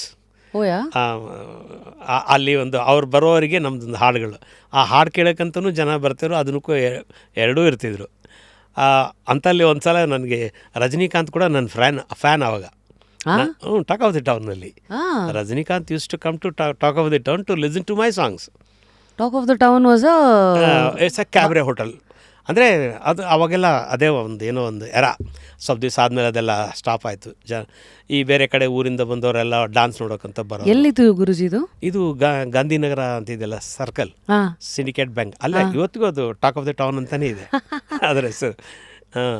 ಅಲ್ಲಿ ನಾವು ಎಲ್ಲ ಸಿಂಗಿಂಗ್ ಎಲ್ಲ ಸ್ಟಾರ್ಟ್ ಮಾಡಿ ಆಮೇಲೆ ಆರ್ಕೆಸ್ಟ್ರಾ ನಮ್ಮ ಬ್ಲೂ ಬಾಯ್ಸ್ ಅಂತಿದ್ದೆ, ಅವರು ಮೋಹನ್ ಜಿಂಪೇರ್ಸ್ ಮತ್ತು ನಾನು ಮದನ್ ಪಟೇಲ್ ಅವರೆಲ್ಲ ಸೇರಿ ಆಮೇಲೆ ಸೌಂಡ್ ಆಫ್ ಮ್ಯೂಸಿಕ್ ಮಾಡಿ ಆಮೇಲೆ ಸಾವಿರಾರು ಕಾರ್ಯಕ್ರಮಗಳನ್ನ ಕೊಟ್ವಿ. ಅದು ಇನ್ನೊಂದು ಏನು ಆಸೆ ನನಗಂದರೆ ಬಿಗ್ ಶೋಸ್ ಮಾಡಬೇಕೆಂಬುದೊಂದು ಆಸೆ. ಇಲ್ಲಿ ಸಿಂಧಿ ಸ್ಕೂಲ್ನಲ್ಲಿ ಒಂದು ದೊಡ್ಡ ಶೋ ಮಾಡಿದೆ. ಅದರಲ್ಲಿಯೂ ಅಷ್ಟೇ ಇಷ್ಟು ಜನ ವಯಲಿನ್ಸ್ ಬೇಕು, ಇಷ್ಟು ಜನ ಸಿಂಗರ್ಸು, ಇಷ್ಟು ಜನ ಡಾನ್ಸರ್ಸು ಅಂತ ಒಂದು 50-60 ಜನದ್ದು ಇಟ್ಕೊಂಡು ಮಾಡೋಂಥ ಅದು ಗ್ಲೋರಿ ಡೇಸ್ ಅಂತ ಹೇಳ್ಬೋದು. So those initial formative years of Sadhana, of sound of music, I think ಈ ಆರ್ಕೆಸ್ಟ್ರಾಸನ್ನು ತುಂಬ ನೋಡಿರೋರಿಗೆ ಈ ಬ್ಲೂ ಬಾಯ್ಸು ಹೌದು ಮತ್ತೆ ಮೋಹನ್ ಜಿಂಪೆಟ್ಸು ಇದೆಲ್ಲ ಸೆಪರೇಟ್ ಆಯ್ತಲ್ಲ ಆಮೇಲೆ. ಬಟ್ ಸ್ಟಾರ್ಟಿಂಗಲ್ಲಿ ಇವೆಲ್ಲ ಒಟ್ಟಿಗೆ ಸ್ಟಾರ್ಟಿಂಗೆಲ್ಲ ಒಟ್ಟಿಗೆ ಇದ್ವಿ. ಫಸ್ಟು ಬ್ಲೂ ಬಾಯ್ಸ್ ಅಂತಿತ್ತು, ಅದರಲ್ಲಿ ಮೋಹನ್ ಹಾಡ್ತಾಯಿದ್ರು. ಮೋಹನ್ ಬಿಟ್ಟ ಮೇಲೆ ನಾನು ಹೋಗಿ ಹಾಡ್ದೆ. ಅವಾಗ ನಾನು ಇಲ್ಲಿ ಟಾಕ್ ಆಫ್ ದ ಟೌನಲ್ಲಿ ಹಾಡೋದು, ಅಲ್ಲಿ ಹೋಗೋದು, 2 ಕಡೆ 3 ಶೆಡ್ಯೂಲ್ ನಮ್ಮದು ಅವಾಗ, ಬ್ಯುಸಿ ಶೆಡ್ಯೂಲ್. ಇಲ್ಲೊಂದು ಹಾಫ್ ಆನ್ ಅವರ್ ಹಾಡ್ಬಿಟ್ಟು ಇಲ್ಲಿಂದ ಪ್ರೋಗ್ರಾಮ್ಗೆ ಹೋಗೋದು. ಪ್ರೋಗ್ರಾಮ್ ಅಲ್ಲಿ 10 ಗಂಟೆ ಮುಗಿಸಿ ಇಲ್ಲಿ ಮತ್ತೆ 10:15 ಒಂದು ಸೆಷನ್ ಅಲ್ಲಿ ಬಂದು ಹಾಡಬೇಕು. ಆ ಥರ ಇದ್ದಾಗ ಆರ್ಕೆಸ್ಟ್ರಾಗೆ ಅವಾಗ ಸ್ವಲ್ಪ ಜಾಸ್ತಿ ಜನರ ರೆಸ್ಪಾನ್ಸ್, ಯಾಕಂದ್ರೆ ಸಿನಿಮಾ ಬಿಟ್ಟರೆ ಬೇರೆ ಎಂಟರ್ಟೈನ್ಮೆಂಟೇ ಇದ್ದಿಲ್ಲ ಯಾರಿಗೂ. ಸೊ ಅದರಲ್ಲಿ ನಾವು ಸ್ವಲ್ಪ ಕಲರ್ಫುಲ್ಲಾಗಿ ಯಾವುದಾದ್ರು ಡ್ರೆಸ್ಗಳು ಹಾಕೋದು. ಶಂಕರ್ನಾಗ ಅಂದರೆ ಆ ಸಾಂಗಲ್ಲಿ ಏನು ಹಾಕಿದ್ರೆ ಅದೇ ಡ್ರೆಸ್ಗಳು ನಾಳೆ ರೆಡಿ ಇರಬೇಕು ನಮ್ಮ ಹತ್ರ. ಹೆಂಗೆ ಬರ್ತಿತ್ತು ಐಡಿಯಾ ಇದಕ್ಕೆಲ್ಲ? ಅದು ನಾವು ಏನಾದರೂ ಒಂದು ಹೊಸದು ಮಾಡಿ ಜನರು ನಮ್ಮ ಮಾಡಬೇಕು, ಮಾಡಲೇಬೇಕಲ್ಲ. ಹಾಗಾಗಿ ಹೇಳಿದ್ನಲ್ಲ, ಒಂದು ಕಿಲಾಡಿ ಜೋಡಿ ಆ ಸಾಂಗ್ನ ಇಬ್ಬರು ನಾವು ಚಾರ್ಲಿ ಚಾಪ್ಲಿನ್ ಥರ ಡ್ರೆಸ್ ಮಾಡಿ ನೋಡಿದ್ಮೇಲೆ ನೆಕ್ಸ್ಟ್ ಡೇ ಆ ಸಿನಿಮಾ ಅವಾಗ ಇನ್ನೂ ರಿಲೀಸೇ ಆಗಿದ್ದಿಲ್ಲ. ರಿಲೀಸ್ ಆದಮೇಲೆ ಥಿಯೇಟ್ರಿಗೆ ನಾವು ಸುಮ್ಮನೆ ಹೋಗಿದಾಗ ಇಂಟರ್ವಲಲ್ಲಿ ಬಂದು ಹೇಳೋರೆಲ್ಲ ಪ್ರೋಗ್ರಾಮ್ ನೋಡಿದವರು, ಸರ್ ಏನು ಸರ್ ನಿಮ್ಮ ಡಾನ್ಸ್ ಏನು ಚೆನ್ನಾಗಿತ್ತು, ಸಿನಿಮಾದಲ್ಲಿ ಅಷ್ಟು ಚೆನ್ನಾಗಿಲ್ಲ ಅಂತ. ಅಂದರೆ ಅಷ್ಟು ಇಂಪ್ರೆಸ್ ಮಾಡೋದು ಪ್ಲ್ಯಾನ್ ಮಾಡ್ಕೊತಾ ಇದ್ವಿ. So those were the demand. So ಅವತ್ತಿನ ಕಾಲದ ನಿಮ್ಮ ಟಾಕ್ ಆಫ್ ದ ಟೌನ್ನ ಜರ್ನಿ ಟು ಏನೋ ಸೊ ಪರಿಚಯಗಳೆಲ್ಲ ಹೇಗಾಗ್ತಾ ಇತ್ತು? ಹೌ ನೆಟ್ವರ್ಕಿಂಗ್ ಅಂತ ಇವತ್ತೇನು ಮಾತಾಡ್ತೀವಿ, ಇವತ್ತು ಲಿಂಕ್ಡ್ಇನ್ ಇದೆ, ಈ ಸೋಷಿಯಲ್ ಮೀಡಿಯಾ ಇದೆ, ಅವಾಗಿಂದೆಲ್ಲ ನೆಟ್ವರ್ಕ್ ಎಲ್ಲ ನಾನೇ ಸಿಂಗರು, ನಾನೇ ಮ್ಯಾನೇಜರು, ನಾನೇ ಆಡೋನು. ಅವರು ಆಮೇಲೆ ನಮ್ಮ ಆಫೀಸಲ್ಲಿ ಕಸ ಬೆಳೆದು ನಾವೇನೆ. ಅಂದರೆ ಅಷ್ಟು ಇನ್ವಾಲ್ವ್ ಆಗಿರ್ತಿದ್ವಿ. ಈಗೀಗೆದೆಲ್ಲ ಎಲ್ಲದಕ್ಕೊಂದೊಂದು ವಿಂಗ್ ಬಂದಿದೆ, ಇದು ಮಾಡ್ತಾರೆ. ಆಮೇಲೆ ಒನ್ಸ್ ಈ ಶೋ ದ ರಿಯಲ್ ಟ್ಯಾಲೆಂಟ್ ಮತ್ತು ನಿಮ್ಮ ಹತ್ರ ಇದೆ ಅಂದಮೇಲೆ ನಾವು ಇಲ್ಲಿಂದ ನೋಡಿ ಬ್ಯಾಂಗ್ಳೂರಲ್ಲಿದ್ದಾಗ ನಾವು ಚೆನ್ನೈಗೆ ಪ್ರೋಗ್ರಾಮ್ಗೆ ಹೋಗ್ತಿದ್ವಿ.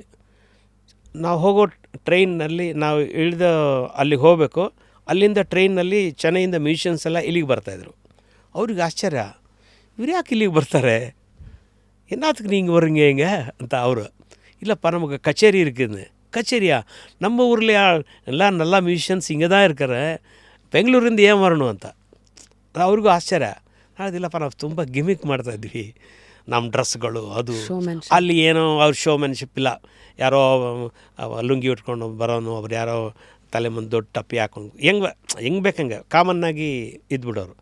ನಾವು ಹೋಗ್ಬಿಟ್ಟು ಕಲರ್ ಡ್ರೆಸ್ಸಸ್ಸು ಅದು ಈ ಥರ ಎಲ್ಲ ಮಾಡಿದ ಕೂಡಲೇ ಚೆನ್ನೈ, ಹೈದ್ರಾಬಾದ್, ಸೋಲಾಪುರ್, ಪೂನಾ, ಬಾಂಬೆ ಎಲ್ಲರಿಗೂ ನಮ್ಮನ್ನು ಇಲ್ಲಿಂದ ಕರೆಯುವಂಥ ಆಯಿತು. ಅದು ನಮ್ಮ ಕೆಲಸದ ಮೇಲೇ ಆಗಿದೆ. ಸೊ ಒಂದು ಕೆಲಸ, ಎರಡನೇದು ಯುನೀಕ್ನೆಸ್ ಆ ಟೈಮಲ್ಲಿ ಇನ್ ಟರ್ಮ್ಸ್ ಆಫ್ ಶೋಮೆನ್ಶಿಪ್.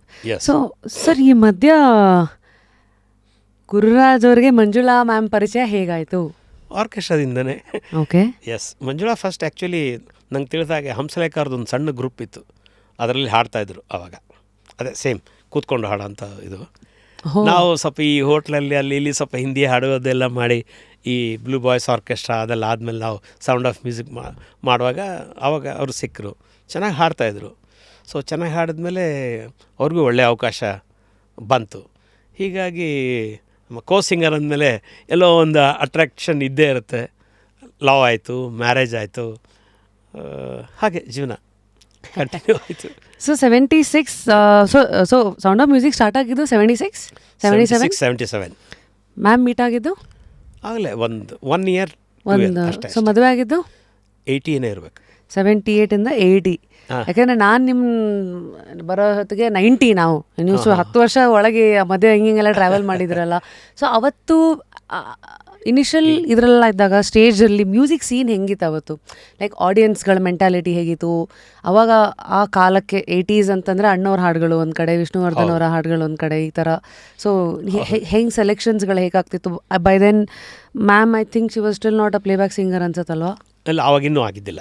ಅದಾದಮೇಲೆ 83 ಮೇಲಿಂದ ಅವ್ರಿಗೆಲ್ಲ ಇದು ಚಾನ್ಸಸ್ ಎಲ್ಲ ಪ್ರೊವೈಡ್ ಆಯಿತು. ಸೊ ಫಸ್ಟ್ 3 years ಹೇಗಿತ್ತು ಅಂದರೆ 77 to 83? 83 she was A very good singer. ಅವಳು ಒಂದು ಹಾಡು ಹಾಡಿದ್ರೆ ಮಂಜುಳಾ ಅವರು ಇಡೀ ಕ್ರೌಡೆಲ್ಲ ಫುಲ್ ಆಗ್ತಿತ್ತು. ಆಮೇಲೆ ನಮ್ಮಿಂದನೇ ಈಗ ದೊಡ್ಡ ದೊಡ್ಡ ಸಂಸ್ಥೆಗಳು ಯಾವುದಾದ್ರೂ ದೊಡ್ಡ ಕಾರ್ಯಕ್ರಮ ಮಾಡಬೇಕಂದ್ರೆ ಅವ್ರು they will plan, sound of music orchestra ಬಿಡಿ ಜನ ಬರ್ತಾರೆ. ಅವ್ರು ಜನ ಬಂದರೆ ಕೆಲವೊಬ್ರು ಹೇಳೋರಂತೆ, ಬೇರೆ ಯಾವುದೆಲ್ಲ ಆರ್ಕೆಸ್ಟ್ರಾ ಇಡಬೇಡಪ್ಪ, ನೀವು ಗುರು ಅವ್ರದ್ದು ಮಂಜುಳಾ ಗುರುರಾಜ್ದು ಅದೇ ಇಡಬೇಕು, ಏನಕ್ಕಂದರೆ ಜನ ಬರ್ತಾರೆ ಅಂತ. ಅಷ್ಟು ಕ್ರೌಡ್ ಪೋಲರ್ ಆಗಿದ್ವಿ. ಸೊ ಒಂದು ಕಡೆ ಮಂಜುಳಾ ಮ್ಯಾಮ್, ಇನ್ನೊಂದು ಕಡೆ all the showmanship the band had, orchestra had. ಈ ಹೆಸರು ಹೆಂಗೆ ಬಂತು ಸೌಂಡ್ ಆಫ್ ಮ್ಯೂಸಿಕ್? ಈಗಲೂ ಅಷ್ಟೇ, ಯಾರಾದರೂ ಬರೀ ಮಂಜುಳಾ ಅಂದರೆ ಗೊತ್ತಾಗಲ್ಲ, ಬರೀ ಗುರುರಾಜ್ ಅಂದ್ರೆ ಗೊತ್ತಾಗಲ್ಲ. ಅವ್ರಿಗೂ ಮಂಜುಳಾ ಗುರುರಾಜ್ ಅಂದ್ರೆ ಗೊತ್ತಾಗುತ್ತೆ. ನನಗೂ ನೀವು ಯಾವ ಗುರುರಾಜ್? ಮಂಜುಳಾ ಗುರುರಾಜ ಅಂತ. ಅದು ಅಷ್ಟು ಸಿಂಕ್ರನೈಸ್ ಆಗಿ ಬದುಕು ಹಾಗೆ ಬದುಕಿಸಿದೆ ನಿಮ್ಮಿಬ್ಬರನ್ನು. ಖಂಡಿತ ಖಂಡಿತ. ಸರ್, ಈಗ ಈ ಮಧ್ಯ ಸಾಂಗ್ ಸೆಲೆಕ್ಷನ್ ಅಂತೆಲ್ಲ ಬಂದಾಗ ಅವತ್ತಿನ ಮ್ಯೂಸಿಕ್ ಸೀನ್ ಹೇಗಿತ್ತು? Orchestras were like celebrated well ಅಲ್ವಾ? ಹೌದು. ಅಂದರೆ ಇವತ್ತು ಎಷ್ಟೋ ಸತಿ I think orchestras have lost its charm ಅನ್ಬಹುದಾ? ಈಗ ಹೌದು, ಸ್ವಲ್ಪ. ಏನಕ್ಕಂದರೆ ಅವಾಗೆಲ್ಲ ಲೈವ್ ಮ್ಯೂಸಿಕ್ ಇರ್ತಿತ್ತು. ಜನ used to enjoy the whole thing. ಅವನೇನು ನುಡಿಸ್ತಾನೆ, ಇವರೇನು ನುಡಿಸ್ತಾರೆ. ಯಾವುದಾದ್ರೂ ಒಂದು, ಈಗ ಲೈಕ್ ಆವಾಗ ಕುರ್ಬಾನಿ ಅಂತ ಒಂದು ಫಿಲ್ಮ್ ಬಂದಿತ್ತು, ಅದರಲ್ಲಿ ಲೈಲಾ ಓ ಲೈಲಾ ಒಂದು ಹೊಸ ಇನ್ಸ್ಟ್ರೂಮೆಂಟ್ ತಂದಿರು ಬಾಬ್ಲಾ ಅವರು ಅಲ್ಲಿ ಹಿಂದಿ. ನಾವು ಅದನ್ನು ನೋಡಿದ್ರೆ ಸಾಕು, ಅದು ಎಲ್ಲಿಂದಾದರೂ ನಾವು ತರಿಸ್ಬಿಟ್ಟು ಆ ಹಾಡಿಗೆ ಆ ಇನ್ಸ್ಟ್ರೂಮೆಂಟ್ ಎಲ್ಲರ ಮುಂದೆ ಇಟ್ಬಿಟ್ಟು ಟಕ್ ಟಕ್ ಟಕ್ ಟು ಡು ಟಕ್ ಟಕ್ ಟಕ್ ಟು ಡು ಲೈಲಾ ಅದು ಬಾರಿಸಿದ್ರು ಎಲ್ಲೋ ಕ್ರೌಡು, ಅಯ್ಯೋ ಆ ಇನ್ಸ್ಟ್ರೂಮೆಂಟೇ ನೋಡೋರು, ಅವ್ನು ನುಡ್ಸೋರು ನೋಡೋರು.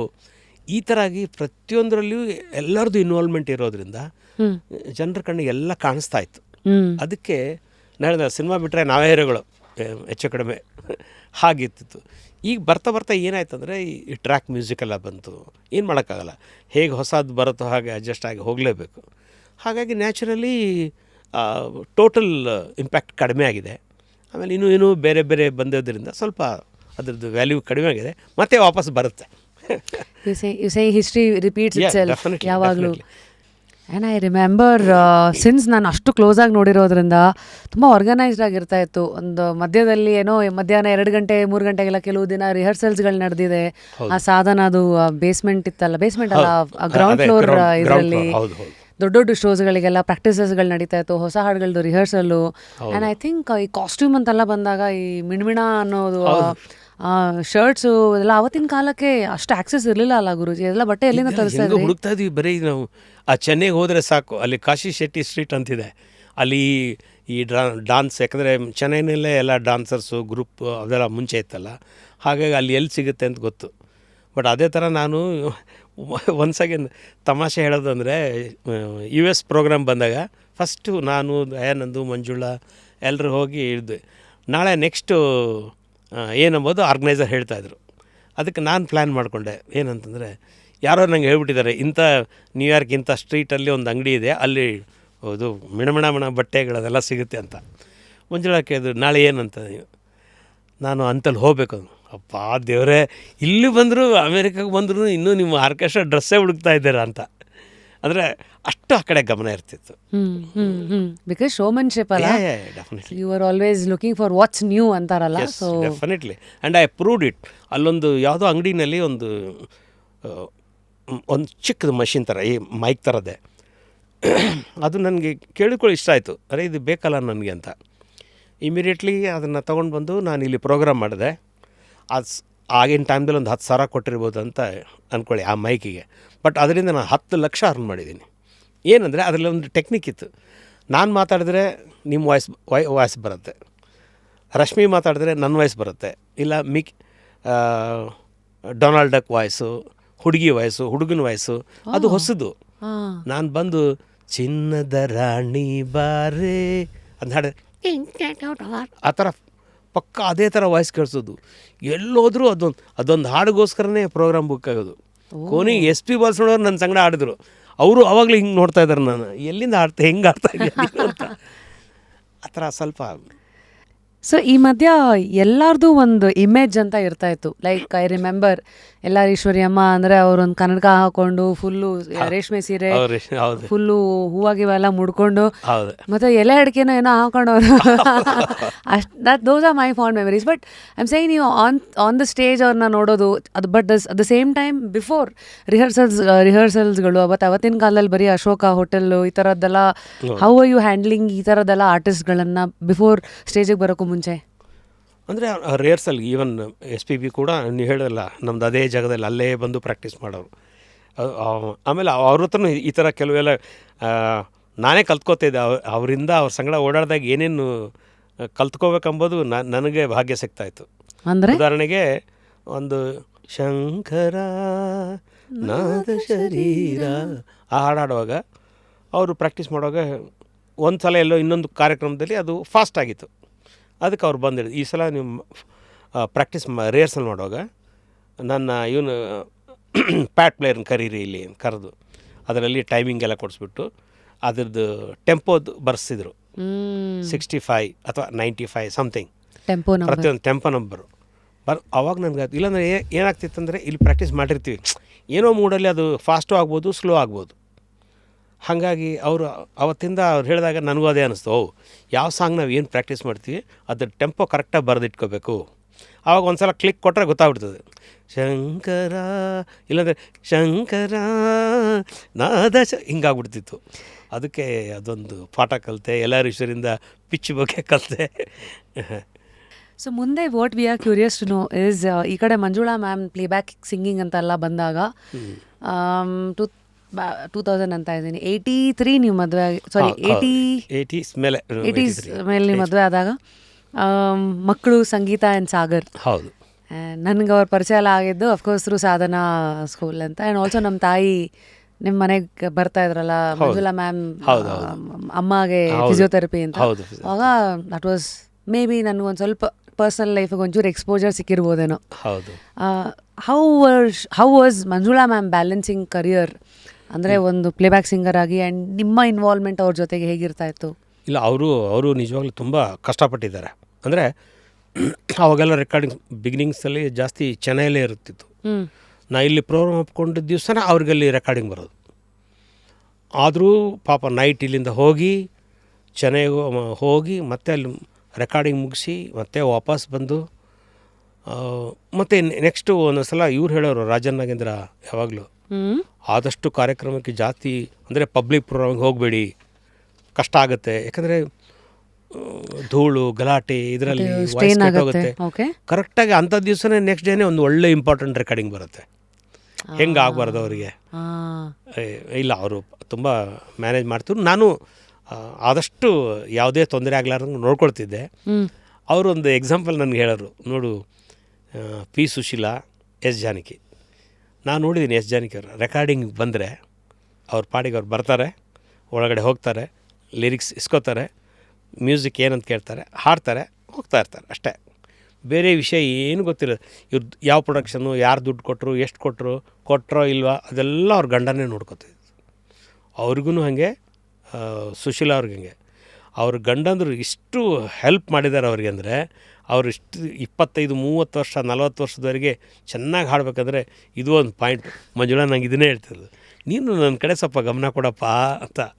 ಬಟ್ ನಮ್ಗೆ ಗೊತ್ತಿಲ್ಲ, ಈ ಕಡೆ ನಾನು ಬ್ಯುಸಿ. ನಮ್ಮದು ಆರ್ಕೆಸ್ಟ್ರಾ ಅಂದರೆ ಒಂದು 25 ಜನ 30 ಜನ ಮೇಂಟೈನ್ ಮಾಡಬೇಕು ನಾನು. ಆವಾಗ ನನಗಿರೋ ಟೆನ್ಷನ್ನು ಅವರು ಮಂಜುಳಾ ಹೇಳೋದೂ ನಿಜಾನೇ. ನನ್ನ ಇಷ್ಟು ರೆಕಾರ್ಡಿಂಗ್ನಲ್ಲಿ ನನಗೂ ಇಷ್ಟು ಟೆನ್ಷನ್ ಇರುತ್ತೆ. ನೀನು ಅದರಲ್ಲಿ ಒಂದು ಸ್ವಲ್ಪ ಭಾಗ ತೊಗೊಂಡ್ರೆ ನಂಗೆ ಚೆನ್ನಾಗಿರುತ್ತೆ ಅಂತ. ನನಗೆ ತೊಗೊಳಕ್ಕೆ ಆಗ್ತಿದ್ದಿಲ್ಲ ಅವಾಗ. ಏನು ಮಾಡೋದು? ಆ ಥರ ಪರಿಸ್ಥಿತಿಯಲ್ಲಿ ಸ್ವಲ್ಪ ಮನಸ್ತಾಪಗಳು ಇರ್ತಿತ್ತು ಅಷ್ಟೇ. ಸೊ ಹಿಟ್ ಸಾಂಗ್ಸ್ಗಳು, ಅದರ ಇಂಪ್ಯಾಕ್ಟು, ಈಗ ಒಂದು ಹಿಟ್ ಸಾಂಗ್ ಬಂದರೆ ಇನ್ನೊಂದಷ್ಟು ಸಿನಿಮಾಗಳನ್ನು ತಂದುಕೊಡತ್ತೆ. At the same time hit ಸಾಂಗ್ಸ್ಗಳು ಆರ್ಕೆಸ್ಟ್ರಾ ಲೆವೆಲಲ್ಲಿ ಈಗ ಮ್ಯಾಮ್ದು ಯಾವುದೋ ಒಂದು ಸಾಂಗ್ ಹಿಟ್ ಆಯ್ತು ಅಂದರೆ ಇಮಿಡಿಯೇಟ್ ಆಗೋದು. ಈಗ ಮುಸ್ಸಂಜೆಯಲ್ಲಿ ನಮ್ಮ ಎಕ್ಸಾಂಪಲ್ ಅದೊಂದು. ಹೀಗೆ ತುಂಬ ಇದೆ, ಒಳಗೆ ಸೇರಿದರೆ ಗುಂಡು. ಸೊ ಕೆಲವು ಸಾಂಗ್ಸ್ಗಳು ಎಷ್ಟು ಹಿಟ್ ಆಗತ್ತಂದರೆ ಅವ್ರ ಐಡೆಂಟಿಟಿ ಅದೇ ಆಗ್ಬಿಡುತ್ತೆ. ಸೊ ಎಲ್ಲನೂ ನೀವು ನೋಡ್ತಾ ಇದ್ರಲ್ಲ, ಅದಕ್ಕೆ ಆ ಹಿಟ್ ಬರೋಕ್ಕಿಂತ ಮುಂಚೆನೂ ಅವ್ರನ್ನ ಜನ ಹೇಗೆ ನೋಡ್ತಾ ಇದ್ರು, ಮತ್ತು ಇಂಡಸ್ಟ್ರಿ ಹೇಗೆ ನೋಡ್ತಾ ಇತ್ತು, ಅದು ಬಂದ ಮೇಲೆ ಏನಾಯಿತು, ಇದನ್ನೆಲ್ಲ ಬೆಳವಣಿಗೆನೆಲ್ಲ ನೀವು ಹೇಗೆ ಅಬ್ಸರ್ವ್ ಮಾಡ್ತಾ ಇದ್ರಿ? ನಾನು ಅಬ್ಸರ್ವ್ ಮಾಡಿದೆ, ಯಾಕಂದರೆ ನನಗೆ ಮುಂಚೆಂತ ಗೊತ್ತು ಶಿ ಈಸ್ ಹೈಲಿ ಟ್ಯಾಲೆಂಟೆಡ್. ಅದು ನನ್ನ ಮನಸ್ಸಲ್ಲಿ ಇದ್ದರಿಂದ ಅವ್ರು ಎಷ್ಟು ಹೆಸರು ಬಂತು. ಬಟ್ ಟ್ಯಾಲೆಂಟ್ ಅವ್ರ ಮುಂಚೆಯಿಂದನೇ ಇತ್ತು ಅಂತ ನನಗೆ ಗೊತ್ತಿತ್ತಲ್ಲ, ಅದು ನನಗೆ ಅಂಥ ಡಿಫ್ರೆನ್ಸ್ ಕಾಣಲಿಲ್ಲ. ಆಮೇಲೆ ಬರ್ತಾ ಬರ್ತಾ ಗೊತ್ತಾಯಿತು, ಓಹೋ ಎಷ್ಟು ಹೆಸರು. ಎಲ್ಲಿ ಕೆಲವು ಕಡೆ ಯಾವುದೋ ಒಂದು ಹುಬ್ಬಳ್ಳಿ ಯಾವುದೋ ಪ್ರೋಗ್ರಾಮ್ ಹೋಗಿದ್ದೀವಿ ನಾವು, Vishnuvardhan night, Vishnuvardhan car pass ಆಗಿದೆ, ನಮ್ಮದು ವ್ಯಾನ್ ಹೋಗಬೇಕು, ಅದು ಏನೋ ಸ್ಟ್ರೈಕ್ ಆಗಿಬಿಟ್ಟು ಅಲ್ಲೇ ನಿಲ್ಲಿಸ್ಬಿಟ್ರು, ಗಾಡಿ ಬಿಡೋದಿಲ್ಲ ಅಂತ. ಇಲ್ಲ ಸರ್, ನಾನು ಹೇಳಿದೆ ಸರ್ ನಾಳೆ ಕಾರ್ಯಕ್ರಮ ಇದೆ, ನಾವು ಹೋಗಲೇಬೇಕು. ಏನು ಹೇಳಿದ್ರು ಕೇಳಲ್ಲ, ಎಲ್ಲ ಸಾಲಕ್ಕೆ ನಿಲ್ಲಿಸ್ಬಿಟ್ಟಿದ್ದಾರೆ ಗಾಡಿಗಳನ್ನೆಲ್ಲ, ಯಾರನ್ನೂ ಬಿಡ್ತಾಯಿಲ್ಲ. ತುಂಬ ರಿಕ್ವೆಸ್ಟ್ ಮಾಡಿದ್ರು ಕೇಳಲ್ಲ. ಕೊನೆಗೆ ಒಬ್ರು ಯಾರೋ ಎಲ್ಲಿ ಹೋಗ್ತಾರೆ ಹಿಂಗೆ ಹುಬ್ಬಳ್ಳಿ, ಯಾರಿದ್ದಾರೆ, ಮಂಜುಳಾ ಗುರುರಾಜ್ ಅವರು ಇದ್ದಾರೆ. ಹೌದಾ, ಅಷ್ಟರಲ್ಲಿ ಹೋಗಿ ಮಂಜುಳಾ ಗುರುರಾಜ್ ಇದ್ದಾರೆ. ಅವ್ರು ಹೋಗ್ಬಿಟ್ಟು ಇನ್ಸ್ಪೆಕ್ಟ್ರು, ಹೈಯರ್ ಇನ್ಸ್ಪೆಕ್ಟರ್ ಎಲ್ಲರನ್ನ ಕರ್ಕೊಂಬಂದು ನಮ್ಮ ಗಾಡಿ ಮಾತ್ರ ಬಿಟ್ಟರು. ಅಂದರೆ ಆ ಥರ ಹೆಸರು ಒಂದೊಂದು ಸಲ ತುಂಬ ಉಪಯೋಗ ಆಗತ್ತೆ. ಬಟ್ ಅಷ್ಟು ಹೆಸರು ಮಾಡಬೇಕಂದ್ರೆ ಅದು ಅವ್ರ ಕೆಲಸನೂ ಅಷ್ಟೇ.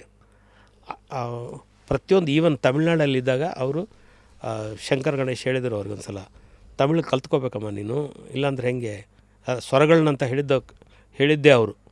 ಸ್ವರ ನೀನು ಕಲ್ತ್ಕೋಬೇಕು. ಏನಂದರೆ ಮೊದಲಿಗೆ ಬಂದು ಒಂದು ಸಲ ಸಾಂಗ್ ಕೊಡ್ತಾರೆ, ಅವಾಗೆಲ್ಲ ಹೇಳ್ಕೊಡೋರಿದ್ದರು, ಒಬ್ಬ ಅಸಿಸ್ಟೆಂಟ್ ಮ್ಯೂಸಿಕ್ ಡೈರೆಕ್ಟರ್ ಬಂದು ಹೇಳ್ಕೊಡೋರು.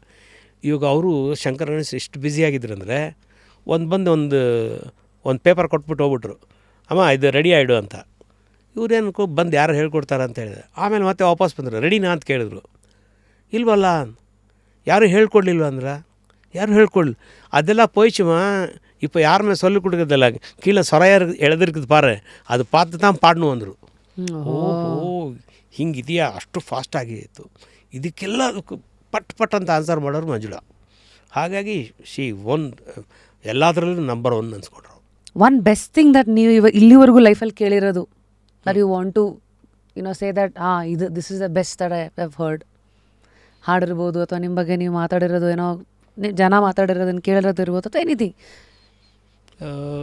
ನನಗೆ ಒಂದು ಸಲ ಆ ಥರ ಅನಿಸಿದ್ದು ಏನಂದರೆ, ನಾನು ಅಬ್ರಾಡಲ್ಲಿ ಪ್ರೋಗ್ರಾಮ್ಗೆ ಹೋದಾಗ ನನಗೆ ಮೈಕಲ್ ಜಾಕ್ಸನ್ ಕಾರ್ಯಕ್ರಮ ನೋಡಬೇಕಂತ ತುಂಬ ಆಸೆ ಆಗಿತ್ತು. ಆಮೇಲೆ ಅದೇನೋ ಆಗಲಿಲ್ಲ. ತಿರುಗಿ ಅವ್ರ ಮನೆಗೆ ಹೋಗೋದಕ್ಕೆಲ್ಲ ಪ್ಲ್ಯಾನ್ ಮಾಡಿದೆ, ಮೈಕಲ್ ಜಾಕ್ಸನ್ ಮನೆಗೆ ಹುಡ್ಕೊಂಡು ಹೋಗೋಣ ಅಂತ, ನೋಡ್ಬೇಕಂತ ಆಸೆ. ಅದೆಲ್ಲ ಆಯಿತು. ತಿರುಗಿ ಆ ಭಾಗ್ಯ ನನಗೆ ಬಾಂಬೆಯಲ್ಲಿ ಸಿಕ್ತು. ಅಲ್ಲಿ ನಮ್ಮ ಜಾನಿ ಲಿವರ್ ಅವರು ಬಾಂಬೆದಲ್ಲಿ ಒಂದೇ ಕಾರ್ಯಕ್ರಮ ಆಗಿದ್ದು ಮೈಕಲ್ ಜಾಕ್ಸನ್ದು. ಆವಾಗ ಅವರು ಹಾಡಿದ್ದು ಇದನ್ನೆಲ್ಲ ನೋಡಿ ನನಗೆ ಅವಾಗ ಅನಿಸ್ತು ಏನಂದರೆ, ಅವ್ರದ್ದು ಎಕ್ವಿಪ್ಮೆಂಟು, ಅವ್ರದ್ದು ಅರೇಂಜ್ಮೆಂಟ್ಸು, ಪ್ರತಿಯೊಂದು ಎಲ್ಲ ನೋಡಿದ್ರೆ, ಯಾಕಂದರೆ ಅಷ್ಟು ಅರೇಂಜ್ಮೆಂಟ್ಸ್ ಇತ್ತು ಅವ್ರದ್ದು. ಈಗ ಎಲ್ಲೋ ಹೋಗಿ ಒಂದು ಕೆಟ್ಟ ಮೈಕಲ್ಲಿ ಹಾಡೋದಕ್ಕೂ ಒಂದು ಒಳ್ಳೆ ಸೌಂಡ್ ಸಿಸ್ಟಮ್ಮು, ಒಳ್ಳೆ ಅರೇಂಜ್ಮೆಂಟಲ್ಲಿ ಹಾಡಿದಾಗ ನೋಡೋರಿಗೆ ಎಷ್ಟು ಇಂಪ್ರೆಸ್ ಆಗುತ್ತೆ.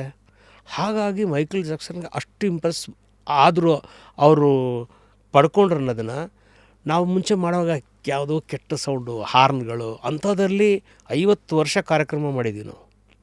ಸೊ ನಮಗೂ ಅದೇ ಥರದ್ದು ಒಂದು ಒಳ್ಳೆ ಎನ್ವೈರ್ಮೆಂಟ್. ನಾನು ನೋಡಿದ್ದೇ ಆಶ್ಚರ್ಯ. ಮೈಕಲ್ ಜಾಕ್ಸನ್ ಪ್ರೋಗ್ರಾಮ್ ಬರೀ ಸೌಂಡ್ ಸಿಸ್ಟಮ್ ತಗೊಂಡು ಹೋಗೋದಕ್ಕೆ ರೈಲ್ವೆ ಟ್ರ್ಯಾಕ್ ಹಾಕಿದ್ರಲ್ಲಿ ಸ್ಟೇಡಿಯಮಲ್ಲಿ.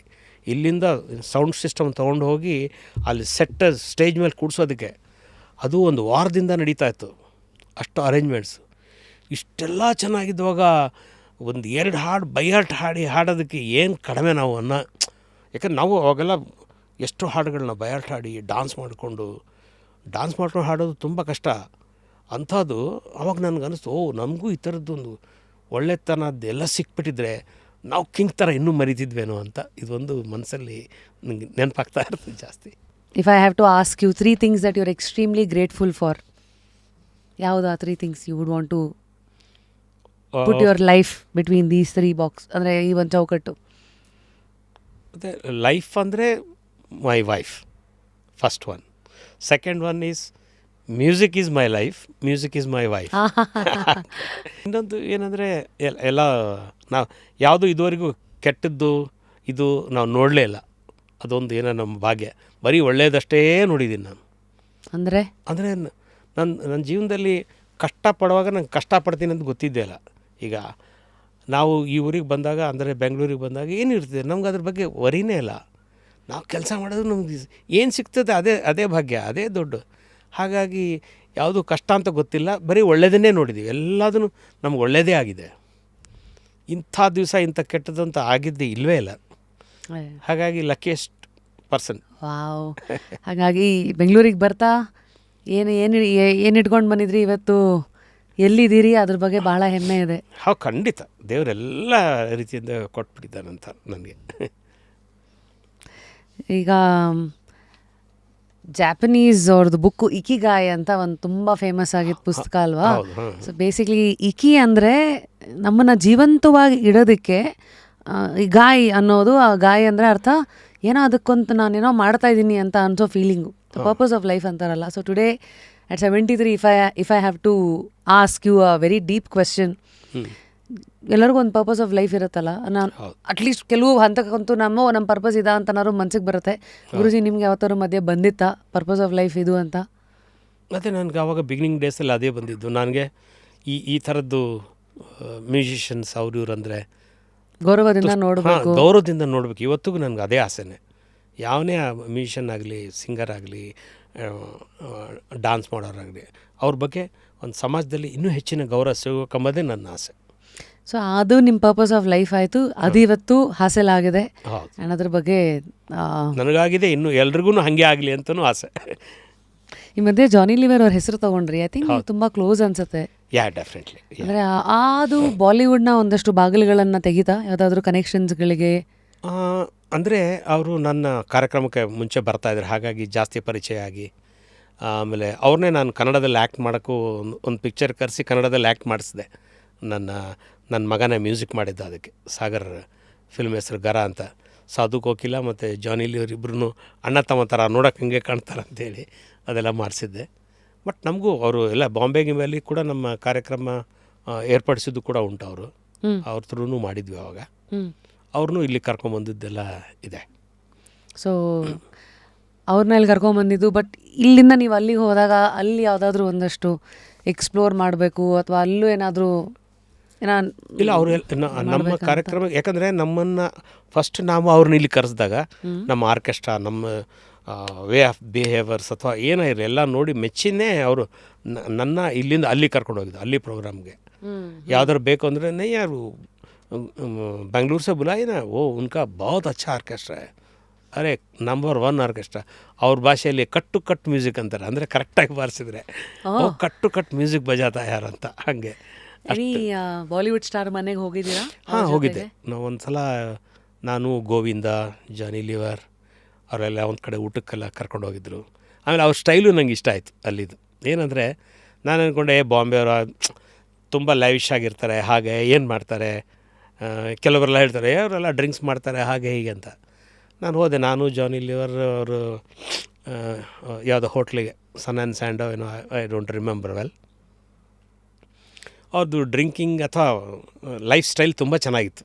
ಏನಂದರೆ ಫಸ್ಟ್ ಅಲ್ಲಿ ಹೋದ ಕೂಡಲೇ ಗೋವಿಂದ ಬಂದರು, ಫುಲ್ ಎಕ್ಸಸೈಸ್ ಮಾಡಿದ್ರು ಕ್ಲಬ್ ಹೌಸಲ್ಲಿ. ತಿರುಗಿ ಆಮೇಲೆ ಸ್ವಿಮ್ಮಿಂಗ್ ಮಾಡಿದ್ರು. ಲಾಸ್ಟಲ್ಲಿ ಇಷ್ಟೇಷ್ಟು ಒಂದು ಪೆಕ್ ಕುಡಿದ್ಬಿಟ್ಟು ಇಷ್ಟೇಷ್ಟು ಒಂದು ಚಿಕನ್ ಪೀಸ್ ತಿಂದರು. ನಾ ಅದನ್ನು ನೋಡೋದಕ್ಕೆ 4 ತಾಸು ಕೂತ್ಕೊಂಡಿದ್ದೆ. ಅರೆ ಹೀಗಿದ್ದಾರೆ. ಅದಕ್ಕೆ ಅವರು ಹೆಲ್ತ್ ಎಷ್ಟು ಚೆನ್ನಾಗಿ ಮೇಂಟೈನ್ ಮಾಡ್ತಾರೆ, ಮೋಸ್ಟ್ ಆಫ್ ದೆಮ್ ನಾರ್ತಿಂದ. ಅದಕ್ಕೆ ಅನಿಸುತ್ತೆ ನಾವು ಸ್ವಲ್ಪ ಮೈ ಮರೆತು ಯಾವುದೋ ಪಾರ್ಟಿ ಅಂದರೆ ಏನು ಸ್ವಲ್ಪ ಜಾಸ್ತಿ ತಿಂದೆ, ಜಾಸ್ತಿ ಊಟ ಮಾಡಿದೆ ಅಥವಾ ಹೀಗೆಲ್ಲ ಮಾಡ್ತೀವಲ್ಲ, ಅವರು ಅದನ್ನು ಮೇಂಟೈನ್. ಅದೊಂದು ಅಲ್ಲಿ ಅವ್ರ ಸಂಗಡ ಹೋದಾಗ, ನಾನು ಸುಮಾರು ಜನರ ಸಂಗಡ ಹೋದಾಗ ನೋಡಿದ್ದೆ ನಾನು. ಗುರುಜಿ, ಟಾಕಿಂಗ್ ಅಬೌಟ್ ಮೇಂಟೆನೆನ್ಸ್, ಅಫ್ಕೋರ್ಸ್ ಒಂದು ನಿಂಬಾಯಿಂದ ಕೇಳಲೇಬೇಕು. ಆ್ಯಸ್ ಎ ಮ್ಯೂಸಿಷಿಯನ್ ವಾಯ್ಸನ್ನು ಮೇಂಟೈನ್ ಮಾಡೋದಕ್ಕೆ ಈಗ ಮ್ಯಾಮ್ ಒಂದಷ್ಟು ವಾಯ್ಸ್ ಕಲ್ಚರ್ ಎಕ್ಸಸೈಸಸ್ ಅಂತ ಮಾಡಿಸೋರು. ನಿಮ್ಮ ಫೇವ್ರೇಟ್ ವಾಯ್ಸ್ ಕಲ್ಚರ್ ಎಕ್ಸಸೈಸ್ ಯಾವುದು? ಅಂದರೆ ಮ್ಯೂಸಿಕಲಿ ಅಷ್ಟು ನನಗೆ ವಾಯ್ಸ್ ಕಲ್ಚರ್ ಮಂಜುಳ ಅಷ್ಟು ಗೊತ್ತಿಲ್ಲ. ಬಟ್ ಇನ್ನೊಂದು ಏನಂದರೆ, ನಾವು ಫಸ್ಟ್ ನಮ್ಮ ಹೆಲ್ತ್, ಶರೀರವನ್ನು ಚೆನ್ನಾಗಿಟ್ಕೋಬೇಕು. ಅಂದರೆ ನಮ್ಮ ಶರೀರ ಚೆನ್ನಾಗಿರುತ್ತೆ. ಅದು ಎಸ್, ಅದು ಚೆನ್ನಾಗಿ. ಅದಕ್ಕಂದ್ರೆ ಏನಂದರೆ, ಯಾವಾಗೋ ಮಲ್ಕೊಂಡೆ, ಯಾವಾಗ ಎದ್ದೆ, ಏನೋ ತಿಂದೆ, ಅದು ಆದಷ್ಟು ಮಾಡದೇ ಇದ್ದರೆ ನಮ್ಮ ಧ್ವನಿ ಕರೆಕ್ಟಾಗಿ ಚೆನ್ನಾಗಿರುತ್ತೆ. ಬೇಸಿಕ್ಸ್ ಇದು. ಹೌದು, ಇದು ಬೇಸಿಕ್. ಬಿಟ್ಟು ನಿಮ್ದು ಯಾವ್ದಾದ್ರು ಟಿಪ್ ಇದೆಯಾ? ಲೈಕ್ ಏನೋ ಅಂದರೆ ಲಿಪ್ ಹಿಂದೂಸ್ತಾನಿ ರೂಲ್ಸ್ ಇದೆ, ಅದೇನೋ ಸಿಲಿಬಲ್ಸ್ ಅಲ್ಲಿ ಹಾಡು ಹೇಳೋದಿದೆ, ಹೌದು ಹೌದು. ವಾಯ್ಸ್ ರೌಂಡೆಡ್ ಆಗಕ್ಕೆ ಅಂತ. ಸೊ ನಿಮ್ದು ಏನಾದ್ರು ಟಿಪ್ಸ್ ಇದೆಯಾ?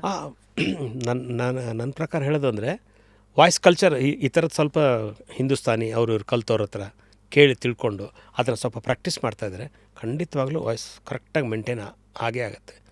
ಈಗ ನೋಡಿ SP ಅವರು ಮೊನ್ನೆ 73 ಆದರೂ ಕೂಡ ಮೊನ್ನೆ ಲೈವ್ ಕಾರ್ಯಕ್ರಮದಲ್ಲಿ ಇಲ್ಲಿ ಬಂದಾಗ ಕನ್ನಡ ರೋಮಾಂಚನವಿ ಎಷ್ಟು ಆರಾಮಾಗಿ ಲೀಲಾಜಲವಾಗಿ ಆಡ್ತಾರೆ 73 ವಾಯ್ಸ್ ಶೇಕ್ ಆಗದೆ ಇರೋದು, ಏನಿಲ್ಲ ಕಂಟ್ರೋಲು. ಅವ್ರನ್ನ ಕೇಳ್ತಾ ಇದ್ರ ಏನು ಮಾಡ್ತಿದ್ರು ಅವರು ಅಂತ? ಇಲ್ಲ, ಅವರು ಇದೇ ಹೇಳ್ತಾ ಇರೋದು, ಸರಿಯಾದ ಟೈಮ್ ಊಟ, ಸರಿಯಾದ ಟೈಮ್ ನಿದ್ದೆ ಆದಷ್ಟು. ಆ್ಯಂಡ್ ಬ್ಯಾಡ್ ಹ್ಯಾಬಿಟ್ಸ್ ಅಂತ ಮುಂಚೆ ಸಿಗರೇಟ್ ಎಲ್ಲ ಸೇತಿದ್ರು, ಬಿಟ್ಟರು. ಡ್ರಿಂಕ್ ಎಷ್ಟು ಬೇಕೋ ಅಷ್ಟೇ, ಆದರೆ ತುಂಬ ಲಿಮಿಟಲ್ಲಿ ಇದ್ದರು ಅವರು. ಹಾಗೆ ಇರೋದ್ರಿಂದ ಅವ್ರಿಗೆ ನನ್ನ ಪ್ರಕಾರ ಏನೂ ಆಗಿಲ್ಲ. ಆಮೇಲೆ PB ಶ್ರೀನಿವಾಸ್ ಅವರು ಜಾಸ್ತಿ ಆರ್ಥೋಡಾಕ್ಸ್ ಥರ ಇದ್ದೋ ಏನೋ ಗೊತ್ತಿಲ್ಲ ನನಗೆ, ಬಟ್ ಅವ್ರದ್ದು ವಾಯ್ಸ್ ಕೆಲವೊಬ್ರಿಗೆ ಹಂಗೆ ಆಗುತ್ತೆ. ಈಗೀಗ ಅವ್ರದ್ದು ವಾಯ್ಸು ವೀಕ್ ಆಗಿಬಿಟ್ಟಿತ್ತು.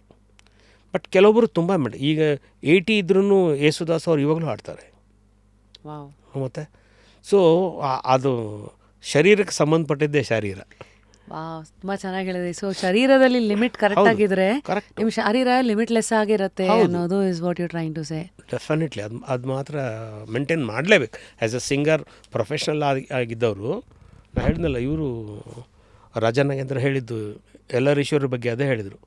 ಅಂದರೆ ನಾನು ಮಂಜುಳಾ ಏನೋ ಒಂದು ರೆಕಾರ್ಡಿಂಗ್ ಬಗ್ಗೆ ಮಾತಾಡುವಾಗ ಹೇಳಿದರು, ಯಾಕೆ ಎಲ್ಲರ ಈಶ್ವರನ್ನ ಈಗೀಗ ನಾವು ಕರಿತಾ ಇಲ್ಲ ಅಂದರೆ she is A very good singer, ಎಲ್ಲರಿಗಿಂತ ಟಾಪ್ ನಂಬರ್ 1 ಸಿಂಗರ್ ಎಲ್ಲರೀಶ್ವರಿ. ಜಾನಕಿ ಆಗಲಿ, ಸುಶೀಲಾ ಆಗಲಿ, ಅವ್ರಿಗಂತೂ ಇವರು ಹಾಡೋ ಆ ಸ್ಟೈಲ್ ಮುಂದೆ ಅವ್ರು ಹೋಗ್ಬಿಡ್ತಾರೆ, ಇವರೇ ಬೇಕು ಅನ್ನೋಷ್ಟು ಇದ್ದಾರೆ. ಬಟ್ ಅವ್ರು ಇತ್ತೀಚೆಗೆ ಏನು ಮಾಡ್ತಾಯಿದ್ದಾರೆ ಅಂದರೆ ತುಂಬ ಕಾರ್ಯಕ್ರಮ ಒಪ್ಕೋತಾಯಿದ್ರು ಎಲ್ಲರೀಶ್ವರಿ. ಅದು ಏನು ತಮಿಳ್ನಾಡು ಕಾರ್ಯಕ್ರಮ ಅಂದರೆ ನಿಮಗೆ ಸ್ಟಾರ್ಟ್ ಆಗೋದೇ ರಾತ್ರಿ 10:30ಗೆ, 10:30 ಸ್ಟಾರ್ಟ್ ಆಗಿ ಬೆಳಗ್ಗೆ 4:30ವರೆಗೂ ಅಯ್ಯಪ್ಪ ಸ್ವಾಮಿ ಹಾಡು, ಅದು ಇದು ಏನು ಕಿರ್ಚಿ ಕಿರ್ಚಿ ಕಿರ್ಚಿ ಕಿರ್ಚಿ. ಇವ್ರು ಯಾವಾಗ ಕರೀತಾರಾಗ ಇನ್ನಕ್ಕೆ ಒಡಂಬ ಸರಿ ಇಲ್ಲ, ತೊಂಡೆ ಸರಿ ಇಲ್ಲ ಅನ್ನೋರಂಥವ್ರು ಅಲ್ಲಮ್ಮ. ಮತ್ತು ಆ ಥರ ಯಾವಾಗಲೂ ತುಂಬ ಧೂಳು ಗಲಾಟೆ, ಅದು ಪಬ್ಲಿಕ್ ಪ್ರೋಗ್ರಾಮ್. ಬಟ್ ಅವನ್ನೆಲ್ಲ ಬಿಟ್ಟು ಇರೋಕ್ಕಾಗಲ್ಲ. ಅವ್ರೇನಾದ್ರೆ ಒಂದು ಲೆವೆಲಲ್ಲಿ ಮೇಂಟೈನ್ ಮಾಡ್ಕೊಳ್ಳಿ. ಈಗ ಮೈಕಲ್ ಜಾಕ್ಸನ್ ಹೇಳಿದ್ರೆ 2 ವರ್ಷಕ್ಕೆ 4 ಪ್ರೋಗ್ರಾಮ್ ಮಾಡ್ತಾರಪ್ಪ ಅವರು. ಅವತ್ತು ದಿವ್ಸ ಚೆನ್ನಾಗಿದ್ದೇ ಇರ್ತದೆ ಅವ್ರದ್ದು ಅಲ್ವಾ. ದಿವಸ ಹಾಡೋನು ಸ್ವಲ್ಪ ಹುಷಾರಾಗಿರ್ಬೇಕಲ್ಲ. ಆ ಥರ ನಾವು ವಾಯ್ಸ್ ಮೇಂಟೈನ್ ಮಾಡೋದು ಭಾಳ ಇಂಪಾರ್ಟೆಂಟ್. ಅದಕ್ಕೆ ಸರಿಯಾಗಿ ರೀತಿ ಆಹಾರ, ನಿದ್ರೆ. ನೀವು ಏನು ಕೆಲವರು ಹೇಳ್ತಾರೆ ಎಣ್ಣೆ ತಿಂದರೆ ಅದೆಲ್ಲ ಏನೂ ಆಗಲ್ಲ.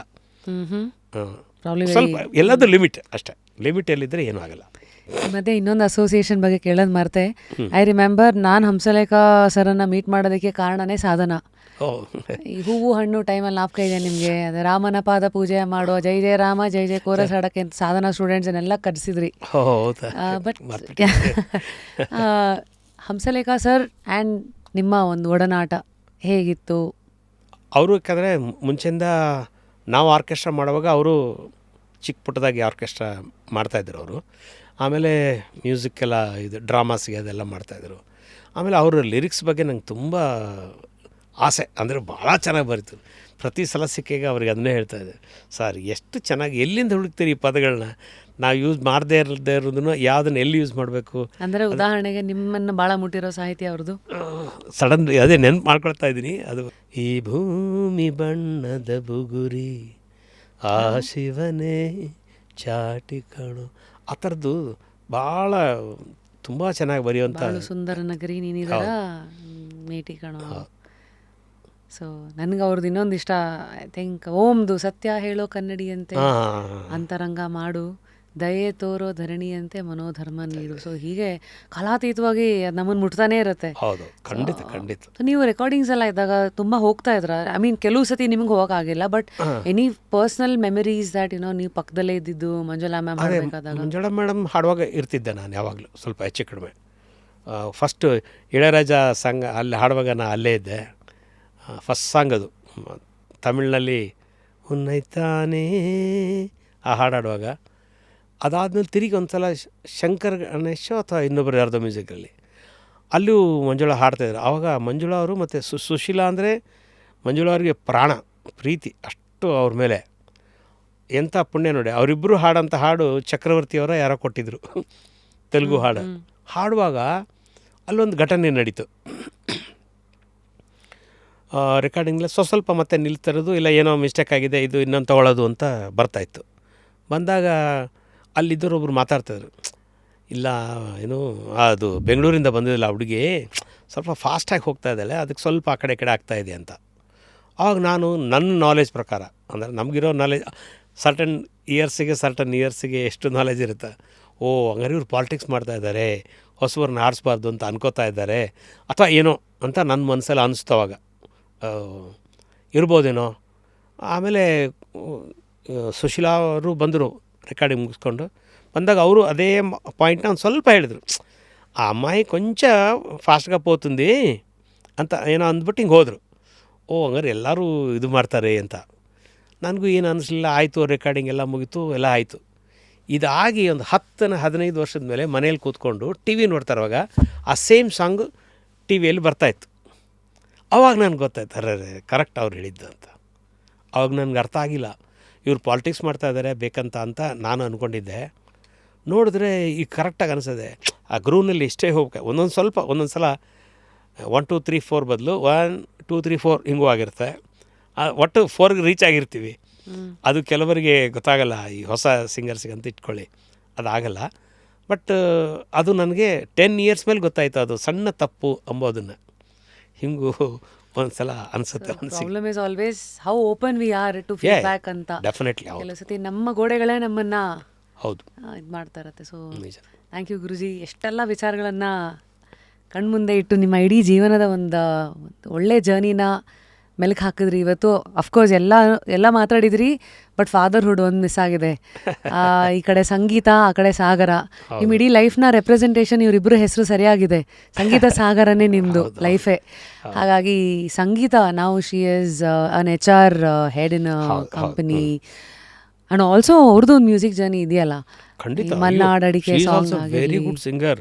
ಅವಳು ಇಂಟ್ರೆಸ್ಟ್ ತೊಗೊಳ್ಳಿಲ್ಲ.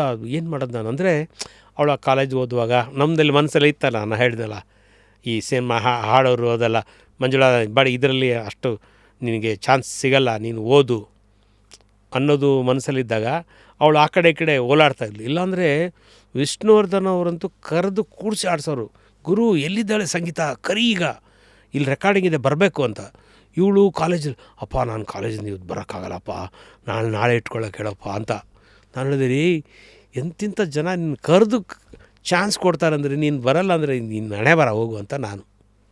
ಹಾಗಾಗಿ ಸ್ವಲ್ಪ ಅವಳು ಈ ಕಡೆಯಿಂದ ದೂರ ಸಾಗಲು ಹೊರತಾಗಿ she is also very good singer. Any reason that she didn't want this to be her life? ಅಂದರೆ ಮ್ಯೂಸಿಕ್ ಅಲ್ಲ, ಗೊತ್ತಿಲ್ಲ ಅವಳಿಗೆ ಏನು ಮಾಡ್ಬೇಕಂತ ಗೊತ್ತಿಲ್ಲ. ನಾನು ಹೇಳ್ದಲ್ಲ, ಈಗ ನಮ್ಮ ತಾಯಿ ಹೇಳಿದ್ರು, ಊರಿಗೆ ಬಂದು ಏನು ಮಾಡ್ತೀಯ ನೀನು, ಹಾಡಾಡಿದ್ರೆ ನಿನ್ಗೆ ಯಾಕೆ ದುಡ್ಡು ಕೊಡ್ತಾರೆ ಅನ್ನೋ ಫೀಲಿಂಗ್ ಅದರಲ್ಲಿ ಇದು ಹಂಗೆನಾ. ಈಗ ಮ್ಯೂಸಿಕಲ್ಲೇ ಬಂದುಬಿಟ್ರೆ ನನಗೂ ಅಮ್ಮ ನನಗೆ ಒಳ್ಳೆ ಚಾನ್ಸ್ ಸಿಗುತ್ತಾ ಅಥವಾ ಅಪ್ಪ ನನಗೆ ಹೆಸರು ಬರುತ್ತಾ ಗೊತ್ತಿಲ್ಲ. ಅಂದರೆ ಕೆಲವು ಸತಿ ನಿಮ್ಮ ಶ್ಯಾಡೋನಲ್ಲೂ ನಿಲ್ಲೋದು, ಅಂದರೆ ನೀವು ಅಪ್ಪ ಅಮ್ಮಂದ್ರೆ ಈ ಥರ ಹೆಸರು ಮಾಡಿದಾಗ ಕಂಪ್ಯಾರಿಸನ್ ಬರುತ್ತೆ. ಬಟ್ ಲಕ್ಕಿ ಸ್ವಲ್ಪ ಬಿಸ್ನೆಸ್ ಜಾಸ್ತಿ ಅಲ್ವಾ ಇದರಲ್ಲಿ. ಲಕ್ಕಿಲಿ ಕೆಲವೊಬ್ರು ಮುಂದೆ ಬರ್ತಾರೆ, ಎಷ್ಟೋ ಜನ ಹಿಂದೆ ಹೋಗ್ತಾರೆ. ಬಟ್ ಓದು ಬರೆಯೋದ್ರಲ್ಲಿ ಎಲ್ಲರೂ ಇಷ್ಟೇ ಇರ್ತಾರೆ, ಯಾರೊಬ್ರು ಲಕ್ನಲ್ಲಿ ಒಬ್ರು ಮುಂದೆ ಬರ್ತಾರೆ. ಇಲ್ಲಿ 170 ಜನ ಲಕ್ಕೀಲಿ ಹಿಂದೆ ಹೋಗ್ಬಿಡ್ತಾರಲ್ಲ, ಅದಕ್ಕೆ ಯಾರಿಗೂ ಅದ್ರ ಬಗ್ಗೆ ನಂಬಿಕೆ ಇಲ್ವಲ್ಲ. ಇನ್ಕ್ಲೂಡಿಂಗ್ ಮಂಜುಳಾನು ಅದೇ ಹೇಳ್ತೀವಿ, ಇಲ್ಲ ಓದು, ಇನ್ನು ಎಜುಕೇಷನ್ ಎಲ್ಲ ಮುಗಿಸು ಆಮೇಲೆ ನೋಡು ಅಂತ. ಸೊ ಅಷ್ಟರಲ್ಲಿ ಅವಳಿಗೆ ಅಲ್ಲಿ ಚೆನ್ನಾಗಿ ಚಾನ್ಸ್ ಬಂತು, ಹಾಗಾಗಿ ಈ ಕಡೆ ಬಿಟ್ಲು. I think Sagar was good drummer and music director, composer. It's a very good composer. ಮತ್ತು ಈಸ್ ಆಲ್ಸೋ ಟ್ಯೂಟರ್. ಟ್ಯೂಟರ್ ನಾವು he's teaches keyboard, online classes ಅದೆಲ್ಲ ಮಾಡ್ತಾನೆ. ಈ complete into the music only. He enjoys. ಅವನು ಕೆಲವು ಕಡೆ ಕೆಲಸ ಮಾಡಿದ 3-4 ವರ್ಷ, ಇನ್ಫೋಸಿಸ್ ಯಾವುದೋ ಒಂದೆರಡಕ್ಕೆ. He's also an engineer. ಹಾಂ, ಓಕೆ.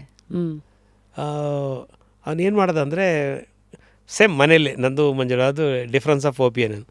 ಆ ಮ್ಯೂಸಿಕ್ ಇರಲಿ ಬೇಡ, ಕೆಲಸಕ್ಕೆ ಹೋಗಲಿ, ಇದು ನ್ಯಾಚುರಲ್ಲಾಗಿ ಇದ್ದೇ ಇರ್ತದೆ.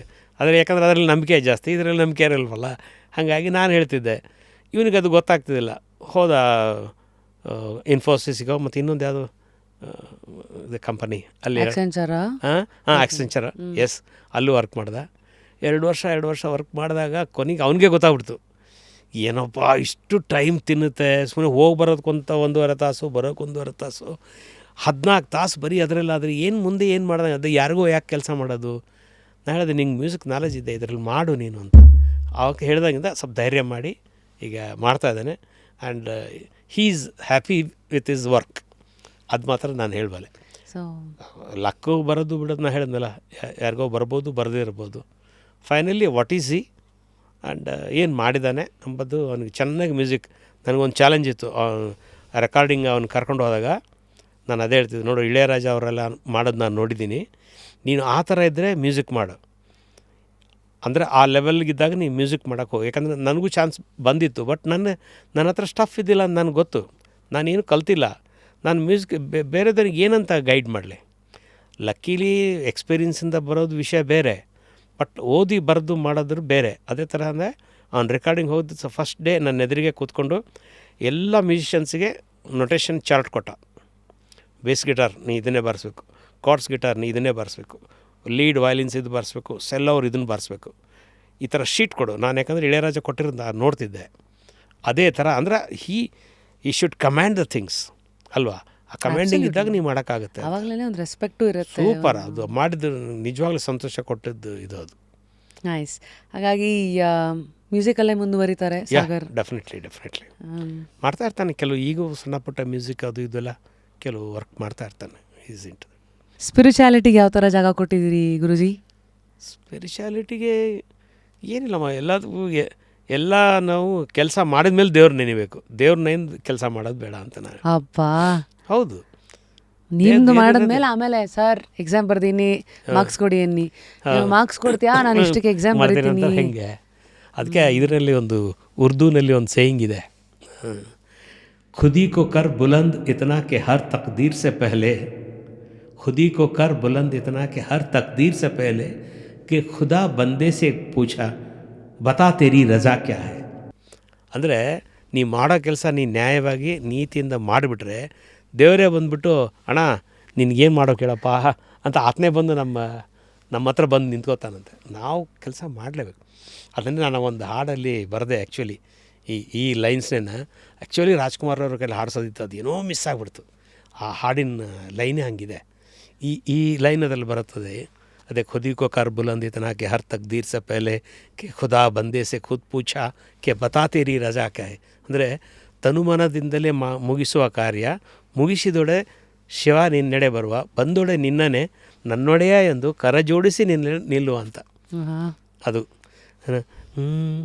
ನಮ್ಮ ನಾಡಿನ ಜನರೇ ನೆನಪಿಡುವ ನುಡಿಯ ಕೇಳಿ, ದುಡಿಯಲೇಬೇಕು ಇಲ್ಲ ಮಡಿಯಲೇಬೇಕು, ದುಡಿತವೇ ಜೀವದ ಮೂಲಾಧಾರ, ದುಡಿತವೇ ಜೀವದ ಮೂಲಾಧಾರ, ದುಡಿತವ ನಂಬಿದೆ ಜಗದೋದ್ಧಾರ, ದುಡಿಯದೆ ನಡೆದರೆ ಕಷ್ಟದ ಸಾಗರ, ದುಡಿಯದೆ ನಡೆದರೆ ಕಷ್ಟದ ಸಾಗರ, ದುಡಿತವೇ ಜೀವದ ಸಾಕ್ಷಾತ್ಕಾರ. ಅದೇ ಆಚರಣದ ತನುಮನದಿಂದಲೇ ಮುಗಿಸುವ ಕಾರ್ಯ, ಮುಗಿಸಿದೊಡೆ ಶಿವ ನಿನ್ನೆಡೆ ಬರುವ, ಬಂದೊಡೆ ನಿನ್ನನೆ ನನ್ನೊಡೆಯ ಎಂದು, ಬಂದೊಡೆ ನಿನ್ನನೆ ನನ್ನೊಡೆಯ ಎಂದು ಕರಜೋಡಿಸಿ ಶಿವ ನಿನ್ನಲಿ ಬರುವ. ನಮ್ಮ ನಾಡಿನ ಜನರೇ, ಇದನ್ನು ಬರೆದ ಮೇಲೆ ರಾಜ್ಕುಮಾರ್ ಕೈಲಿ ಹಾಡಿಸ್ಬೇಕಂತೇಳಿ ಫಸ್ಟ್ ಲೈನ್ ಚೇಂಜ್ ಮಾಡಿದೆ, ಕನ್ನಡ ನಾಡಿನ ಜನರೇ ನೆನಪಿಡುವ ಅಂತ. ಹಾಗೆ ಅದೇನೋ ಮಿಸ್ ಆಯ್ತು. ಇಲ್ಲ ಅವ್ರು ಹಾಡಿರೋರು ಎಲ್ಲ ಹ್ಞೂ ಅಂದಿದ್ರು, ಮಿಸ್ ಆಯಿತು. ಸೊ ಇವತ್ತು ಕೊನೆಯದಾಗಿ ನೀವು ಮಾಡಿದ್ದ ದೇವ್ರು ಕೊಟ್ಟಿದ್ದ? ದೇವ್ರು ಕೊಟ್ಟಿದ್ದೆ. ದೇವರಿಂದ ಏನು ಮಾಡೋಕ್ಕೆ ಸಾಧ್ಯನೇ ಇಲ್ಲ ಅಂತ ಅನಿಸುತ್ತೆ. ಅಂದರೆ ನಾವು ನಮ್ಮ ಪ್ರಯತ್ನ ಮಾಡಲೇಬೇಕು. ನಾವು ಮಾಡದೆ ದೇವ್ರು ಏನೂ ಕೊಡಲ್ಲ ಅಂತ ಹೇಳಿದ್ನಲ್ಲ ಆವಾಗಲೇ. ಹಾಗಾಗಿ ಫಸ್ಟ್ ಹಾಫ್ ನೀವು ಮಾಡಿದ್ದು, ಹೌದು, ಸೆಕೆಂಡ್ ಹಾಫು ಕೊಟ್ಟಿದ್ದು. Yes, thank you. ಬಿಕಾಸ್ ಈ ಥರ ಮಾತುಗಳು ಇವತ್ತಿನ ಮ್ಯಾನಿಫೆಸ್ಟೇಷನ್ನು ಇದನ್ನು ನಂಬಿರೋ ಪ್ರಪಂಚಕ್ಕೆ ಮೇ ಬಿ ದೇವರು ದಿಂಡ್ರು ಅಂತ ನಿಮ್ಮ ಕಾಲದವರ ಬಾಯಲ್ಲಿ ಹೆಚ್ಚು ಬರೋದು. Today people talk the language of the universe ದೇವ್ರು ಇವತ್ತು ಯೂನಿವರ್ಸು ಮ್ಯಾನಿಫೆಸ್ಟೇಷನ್ ಅಂತ. ಸೊ ಹಾಗೆ ಥ್ಯಾಂಕ್ ಯು ಗುರುಜಿ. ಅಲ್ಲ, ನಾವು ಮಾಡೋದಕ್ಕೇ ದೇವ್ರು ಕೊಡ್ತಾನೆ, ಇಲ್ಲದೆ ಕೊಡೋದಿಲ್ಲ ಅಂತ ನನ್ನ ಅರ್ಥ. ನಾವು ಮಾಡಿದ್ಮೇಲೆ ದೇವ್ರು ಕೊಡೋದು ಸಾಧ್ಯ. ಅಮೇಝಿಂಗ್. ಆ್ಯಂಡ್ ಐ ಗೆಸ್ ಕೊನೆಯದಾಗಿ ಇಲ್ಲ 3 ಜನಗಳನ್ನು ನಾಮಿನೇಟ್ ಮಾಡಿ ನಾವು ಯಾರನ್ನ ಈ ಕುರ್ಚಿನಲ್ಲಿ ಕೂರಿಸ್ಬೇಕು, ಕ್ಯೂರಿಯಸ್ಲಿ ಎಕ್ಸ್ಪ್ಲೋರಿಂಗ್ ಅವರ ಲೈಫ್ ಜರ್ನಿನ. ಗೊತ್ತಿರೋ ಹಾಗೆ ಒಬ್ಬರು ಈ ನಮ್ಮ ಕನ್ನಡ ಫಿಲ್ಮ್ಸು ಮತ್ತು ಅದರ ಲಿರಿಕ್ಸು ಪ್ರತಿಯೊಂದ್ರ ಬಗ್ಗೆ ತಿಳ್ಕೊಂಡವ್ರೊಬ್ರು ಇದ್ದಾರೆ. ಅವ್ರನ್ನ ಕರೆದ್ರೆ ಒಳ್ಳೇದು ಅಂತ ಅನಿಸುತ್ತೆ. ಯಾರವ್ರ ಹೆಸರು? ಇಬ್ಬರಿದ್ದಾರೆ. ಒಬ್ಬರು ಶ್ರೀಧರ್ ಮೂರ್ತಿ ಅಂತ ಒಬ್ಬರು, ಇನ್ನೊಬ್ಬರು ಸಾರ್ಥವಳ್ಳಿ ನಾರಾಯಣ ಸ್ವಾಮಿ ಅಂತ ಇದ್ದಾರೆ. ಅವ್ರು ತುಂಬ ಚೆನ್ನಾಗಿ ಈ ಒಂದು ಇದನ್ನೇ ಹೇಳ್ಬೋದು. ಅವ್ರು ಇಂಥ ಹಾಡು, ಇಂಥ ಲೈನು, ಇಂಥ ಇದರಲ್ಲಿದೆ, ಇಂಥ ಪಿಕ್ಚರ್ ದಿವಸ ಇಂಥದ್ದು ಮಾಡಿದ್ದಾರೆ. ಒಂದು ಸೈಕ್ಲೋಪೀಡಿಯಾ ಏನಂತಿರಲ್ಲ, ಎನ್ಸೈಕ್ಲೋಪೀಡಿಯಾ. ಎನ್ಸೈಕ್ಲೋಪೀಡಿಯಾ ಆ ಥರ ಅಷ್ಟು ತಿಳಿದವರಿದ್ದಾರೆ. ಅವರಿಬ್ಬರಲ್ಲಿ ಯಾರಾದರೂ ಒಬ್ಬರು ಕರೆಸಿ ಟೇಕ್ ನಿಮ್ಮ ಕಾಂಟ್ಯಾಕ್ಟ್. ಎಸ್, ಐ ಮೀನ್ ಅವರ ಕಾಂಟ್ಯಾಕ್ಟ್. ಎಸ್. ಆಮೇಲೆ ಮತ್ತು ಇವತ್ತಾರೋ ಪೇಪರ್ಲಿ ಒಂದು ಇಬ್ಬರ ಬಗ್ಗೆ ಓದಿದೆ. ಒಬ್ಬರು ಗುಲ್ಬರ್ಗದವರು, ರಾಜಸ್ಥಾನದಿಂದ ಬಂದು ಫುಲ್ ಇದುವರೆಗೂ ತಮ್ಮ ವ್ಯವಹಾರ ಏನಿದ್ರು ಎಲ್ಲ ಕನ್ನಡದಲ್ಲೇ ಬರೋದು. ಕನ್ನಡ ಮಾರ್ವಾಡಿ ಅವರು. ತುಂಬ 40-50 ವರ್ಷದಿಂದನೂ ಇದು ಮಾಡಿದಾರಂತೆ. ಪ್ರತಿಯೊಂದು ಅವ್ರ ವ್ಯವಹಾರನೆಲ್ಲ ಕನ್ನಡ ಅಂಕಿ, ಕನ್ನಡ ಅಕ್ಷರ, ಆ ಥರದ್ದೇನೋ ಓದಿದೆ. ತುಂಬ ಚೆನ್ನಾಗಿತ್ತು. ಅವರೊಬ್ಬರು, ಇನ್ನೊಬ್ಬರು ಮಂಗಳೂರು. ಅದು ಇಂಥ ವಿಷಯಗಳು ತುಂಬ ಚೆನ್ನಾಗಿರುತ್ತೆ, ಹೇಳಿದ್ನಲ್ಲ, ಅಂಥವು ಓದ್ತಾ ಇರ್ತೀನಿ. ಇವತ್ತು ಮಂಗಳೂರವ್ರು ಯಾರೋ ಮಹಮ್ಮದ್ ಕುಂಯಿ ಅನ್ನೋರು, ಅವ್ರದ್ದು ಉರ್ದುನಲ್ಲಿ ಎಲ್ಲ ಅಜಾನ್ ಗಿಜಾನ್ ಎಲ್ಲ ಮಾಡ್ತಾರಲ್ಲ, ಅದನ್ನೆಲ್ಲ ಕನ್ನಡದಲ್ಲೇ ಮಾಡಿಸ್ತಾರಂಥವ್ರು. ಪ್ರವಚನ ಇವತ್ತಿನ ಪೇಪರ್ಲಿ ಇದೆ, ಅದು ಕನ್ನಡದಲ್ಲೇ ಪ್ರವಚನ, ಕನ್ನಡದಲ್ಲಿ ಎಲ್ಲಾದ್ರಲ್ಲೂ ಏನಾದ್ರು ಒಂದು ಯುನೀಕ್ನೆಸ್ಸು ಮತ್ತು ಏನೋ ಯಾರೋ ಮಾಡೋದನ್ನು ಹುಡ್ಕೋ ಗುಣ ನೀವತ್ತು ಬಿಟ್ಟಿಲ್ಲ. ನನಗೆ ಈಗ ನಾನೊಂದು ಯಾವುದೋ ಕಾರ್ಯಕ್ರಮ ಮಾಡ್ತಾಯಿದ್ದೆ, ಕರುನಾಡ ಕಣ್ಮಣಿ ಅಂತ. ಅದಕ್ಕೆ ಇಂಥವ್ರನ್ನೆಲ್ಲ ಕರೆಸಿ ಸನ್ಮಾನ ಮಾಡೋಣ ಅಂತ. ಸುಮ್ಮನೆ ಯಾರ್ದೋ ಹೆಸರು ತೊಗೊಂಡು ನಾನು ಮಾಡೋದು ಬೇಕಾಗಿಲ್ಲ.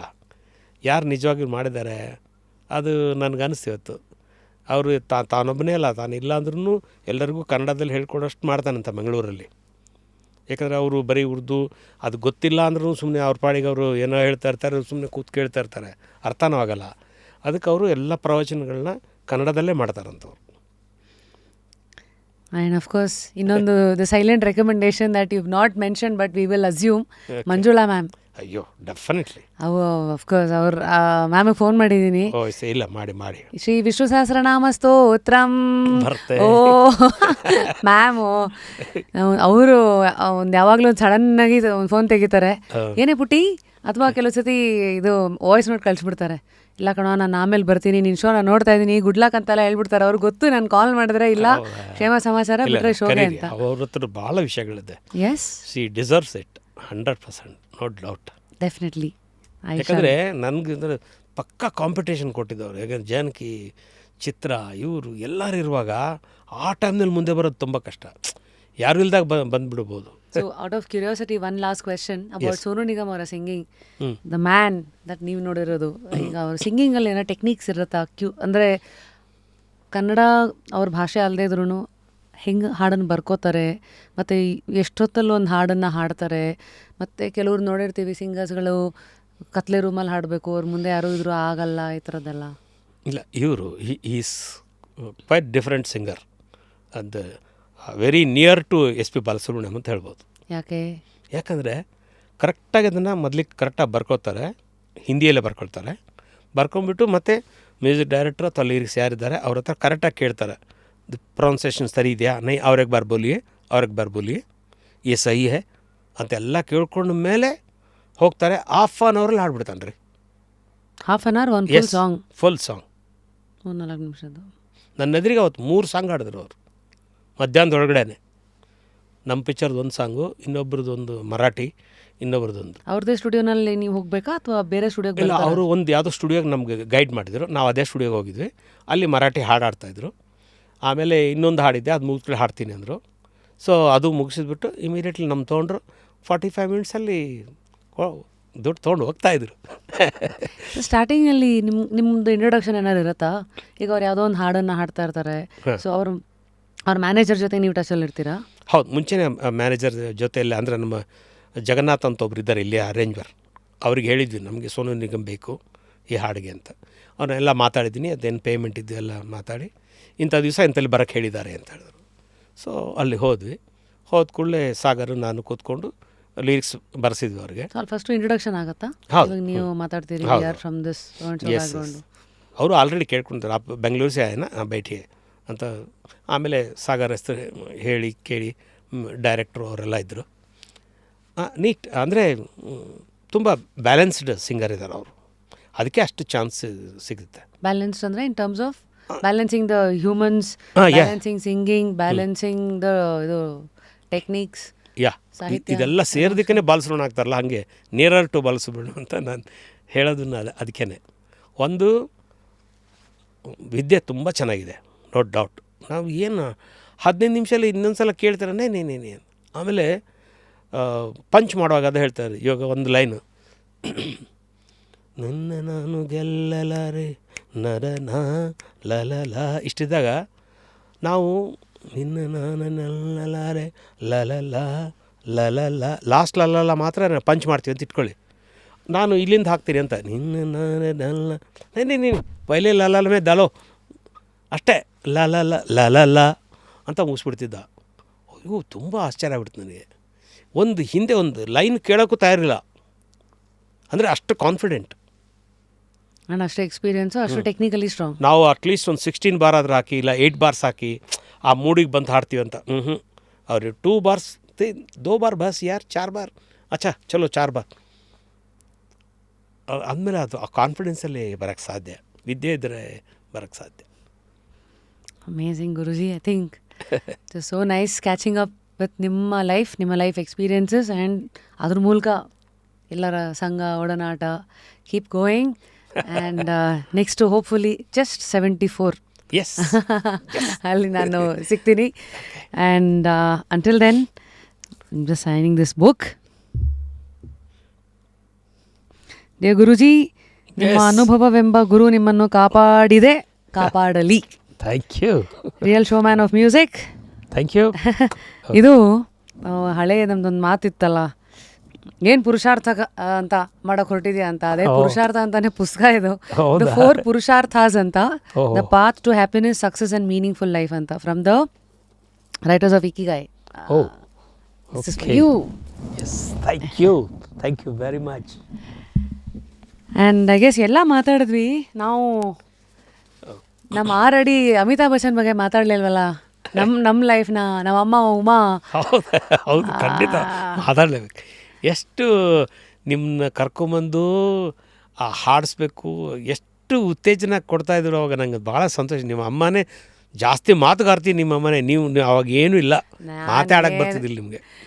ಗುರುಜಿ ಐ ಗೆಸ್ ನಾನು ಬರೀ ಅವಾಗ ಇನ್ನೂ ಹಿರ್ಕೊಳ್ಳೋ ಮೋಡಲ್ ಇದ್ನೇನು ನೋಡ್ತಾ ಇದ್ದೆ. ಹೌದು, ಬರೀ ಅಷ್ಟೇ. ನಾನು ಯಾರು ಹೇಳಿದೆ, ರ್ಯಾಪಿಡ್ ರಶ್ಮಿ ತುಂಬ ಚೆನ್ನಾಗಿ ಮಾತಾಡ್ತಾಳೆ ಅಂತ ಯಾರೋ ಹೇಳಿದ್ರು.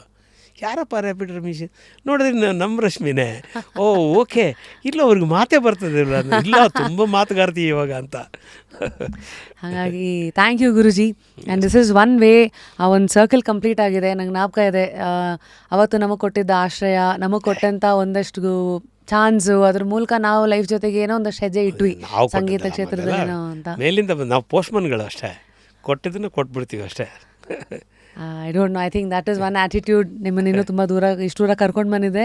ಒಂದು ಶೋ ಮ್ಯಾನ್ಗೀಗ ಒಂದು ಮ್ಯೂಸಿಕ್ ಪಿಲ್ಲೋ ನೋಡಿ, ನೀವು ಕಾಸ್ಟ್ಯೂಮ್ಸಲ್ಲಿ ಏನೇನೆಲ್ಲ ಆಟ ಆಡಿದ್ದೀರಾ, ಇವನ್ ಟು ದಿ ಎಕ್ಸ್ಟೆಂಟ್ ಅಲ್ಲಿ LED ಲೈಟ್ಸ್ಗಳು ಎಲ್ಲ ಬಿಟ್ಟಿರೋ ಕಾಸ್ಟ್ಯೂಮ್ ಎಲ್ಲ ನೋಡಿದ್ದೀರಾ. ಇವಾಗ ನೋಡಿ ಆ ಥರದ ವಿಚಿತ್ರಗಳನ್ನು ಅಥವಾ ಒಂದಷ್ಟು ಹೊಸತನಗಳನ್ನು ತಂದ ನಿಮಗೆ ಪಿಲ್ಲೋ ಒಳಗಡೆ ಈಗ ಒಂದು ಚಿಕ್ಕ ಸ್ಪೀಕರ್ ಇದೆ. ಇದು ಒಂದು ಮ್ಯೂಸಿಕ್ ಪಿಲ್ಲೋ, ನಿಮಗೆ ಫೋನನ್ನು ಕನೆಕ್ಟ್ ಮಾಡ್ಕೋಬೋದು ನೀವು. This is for you. Fine. Yes, ಬಿಡ್ಲಾ? Yeah. So I guess that was ಇವತ್ತಿನ ಸೌಂಡ್ ಆಫ್ ಮ್ಯೂಸಿಕಾ ಅಥವಾ sound of guruji through his life. And ನಮ್ಮ ಈ ಸಂಭಾಷಣೆಯ ಯಾವ ಭಾಗ ನಿಮಗೆ ತುಂಬ ಇಷ್ಟ ಆಯಿತು, ಏನೇನನ್ನು ನೋಡಿದ್ರಿ? ಯಾಕೆಂದರೆ ಎಲ್ಲರ ಲೈಫಲ್ಲೂ ಅವ್ರ ಲೈಫನ್ನು ಹೇಗೆ ನಡೆದು ಬಂದರು ಅದನ್ನು ನೋಡೋದ್ರ ಮೂಲಕ ನಾವು ನಡೀದೇ ಇರೋ ದಾರಿ ಮೂಲಕನೂ ಕಲಿದೇ ಇರೋ ಅಥವಾ ಎದುರಿಸದೇ ಇರೋವಂಥ ಸಿಚುವೇಶನ್ಸಿಂದ ಎಷ್ಟೋ ಪಾಠಗಳನ್ನು ನಾವು ಕಲ್ತಿರ್ತೀವಿ ಅವ್ರ ಲೈಫ್ನ ಮೂಲಕ. ಸೊ ಯಾವ್ಯಾವ ಭಾಗ ನಿಮಗೆ ತುಂಬ ಇಷ್ಟ ಆಯಿತು, ಸಂಭಾಷಣೆ ಅಥವಾ ಒಂದಷ್ಟು ವಿಚಾರಗಳು ಎಲ್ಲನೂ ಕಮೆಂಟ್ ಸೆಕ್ಷನ್ನಲ್ಲಿ ತಿಳಿಸಿ. ಅಂಟಿಲ್ ನೆಕ್ಸ್ಟ್ ಟೈಮ್, ಏನನ್ನ ಹೇಳಿ ಶೋನ ಮುಗಿಸ್ಲಿ. ಓಕೆ, ಮ್ಯಾನಿಫೆಸ್ಟೇಷನ್ ಬಗ್ಗೆ ಮಾತಾಡೋಣ. ಮ್ಯಾನಿಫೆಸ್ಟೇಷನಲ್ಲಿ ತುಂಬ ವಿಚಾರಗಳಿದೆ. ಟೈಪ್ಸ್ ಆಫ್ ಮ್ಯಾನಿಫೆಸ್ಟೇಷನ್ ಅಂತ ಬಂದಾಗ ಮ್ಯಾನಿಫೆಸ್ಟೇಷನ್ ಜಾರ್ ಅಂತ ಅದ್ರ ಬಗ್ಗೆ ನಾನು ಓದಿದೆ. ಏನಿದು ಜಾರು? ಬೇಸಿಕ್ಲಿ ಇದನ್ನು ಪ್ರಾಕ್ಟೀಸ್ ಮಾಡೋಕ್ಕೆ ಇಷ್ಟಪಡೋರು, ನೀವು ಏನು ಅಂದ್ಕೊಂಡಿದ್ದೀರಾ ಅದನ್ನೊಂದು ಚೀಟಿನಲ್ಲಿ ಬರೆದು ಪ್ರತಿ ಸತಿ ಚೀಟಿ ಹಾಕೋದಂತಾರಲ್ಲ, ಲೈಫಲ್ಲಿ ಎಲ್ಲೆಲ್ಲೋ ಚೀಟಿ ಹಾಕ್ಬಿಟ್ಟು ಮೋಸ ಹೋಗಿರ್ತೀರ, ಬಟ್ ಯೂನಿವರ್ಸ್ಗೆ ಒಂದು ಚೀಟಿ ಹಾಕಿ ಅಂತ ಇದೊಂದು ಬೇರೆ ಒಂದು ಟ್ರೆಂಡು. ಅನಿಸ್ಲೇಕೋ ಇದೇನೋ ಚೆನ್ನಾಗಿದೆಯಲ್ಲ ಅಂತ. ಇದನ್ನು ನೀವು ಲಾಜಿಕಲಾಗಿ ನೋಡಬೇಕಂದ್ರೆ, ಈಗ ನಾವು ಏನಾದ್ರು ಅಂದ್ಕೊಂಡ್ರೆ ಅನ್ನೋದಕ್ಕೂ ಪ್ರತಿ ಸತಿ ಅನ್ಕೋತಾ ಬರ್ಕೋತಾ ಚೀಟಿನಲ್ಲಿ ಹಾಕ್ತಾ ಅಷ್ಟೆಲ್ಲ ಎಫರ್ಟ್ ಹಾಕಿರ್ತೀವಲ್ಲ, ಅದಕ್ಕೆ ಐ ಥಿಂಕ್ ಇನ್ನೂ ಹೆಚ್ಚು ಚೆನ್ನಾಗಿ ನೆನಪಿರುತ್ತೇನೋ. So manifestation jar is nothing but ನಿಮ್ಗೆ ಏನು ಬೇಕು ಅದನ್ನು ಬರ್ಕೊಳ್ಳಿ, ಅದರಲ್ಲಿ ಹಾಕ್ಕೊಳ್ಳಿ. ಸೊ ದಟ್ ಅದು ಬರ್ದಿರೋದು ಅವಾಗ ನಿಮಗೆ ಕಾಡ್ತಾ ಇರುತ್ತಲ್ಲ, ಸೊ ಅದ್ರ ಸಲುವಾಗಿ ನೀವೇನಾದ್ರು ಮಾಡೋಕ್ಕೆ ಹೊರಟುತ್ತೀರೋ ಏನೋ ಅನ್ನೋದು ನನಗನ್ಸುತ್ತೆ. It could be one way to look at this ಅಂತ. ಸೊ ಈ ಥರದೇ ಟ್ರೆಂಡ್ಸು ಏನೇನೋ ಚೇಂಜ್ ಆಗ್ತಾ ಇರುತ್ತೆ. ಯಾರು ಚೇಂಜ್ ಆದರೂ, ಟ್ರೆಂಡ್ಸ್ ಚೇಂಜ್ ಆದರೂ, ಆ ಲೈಫ್ ಬಗ್ಗೆ ನಮಗೇನು ಬೇಕು, ಆ ಗುರಿ ಚೇಂಜ್ ಆಗಬಾರ್ದು.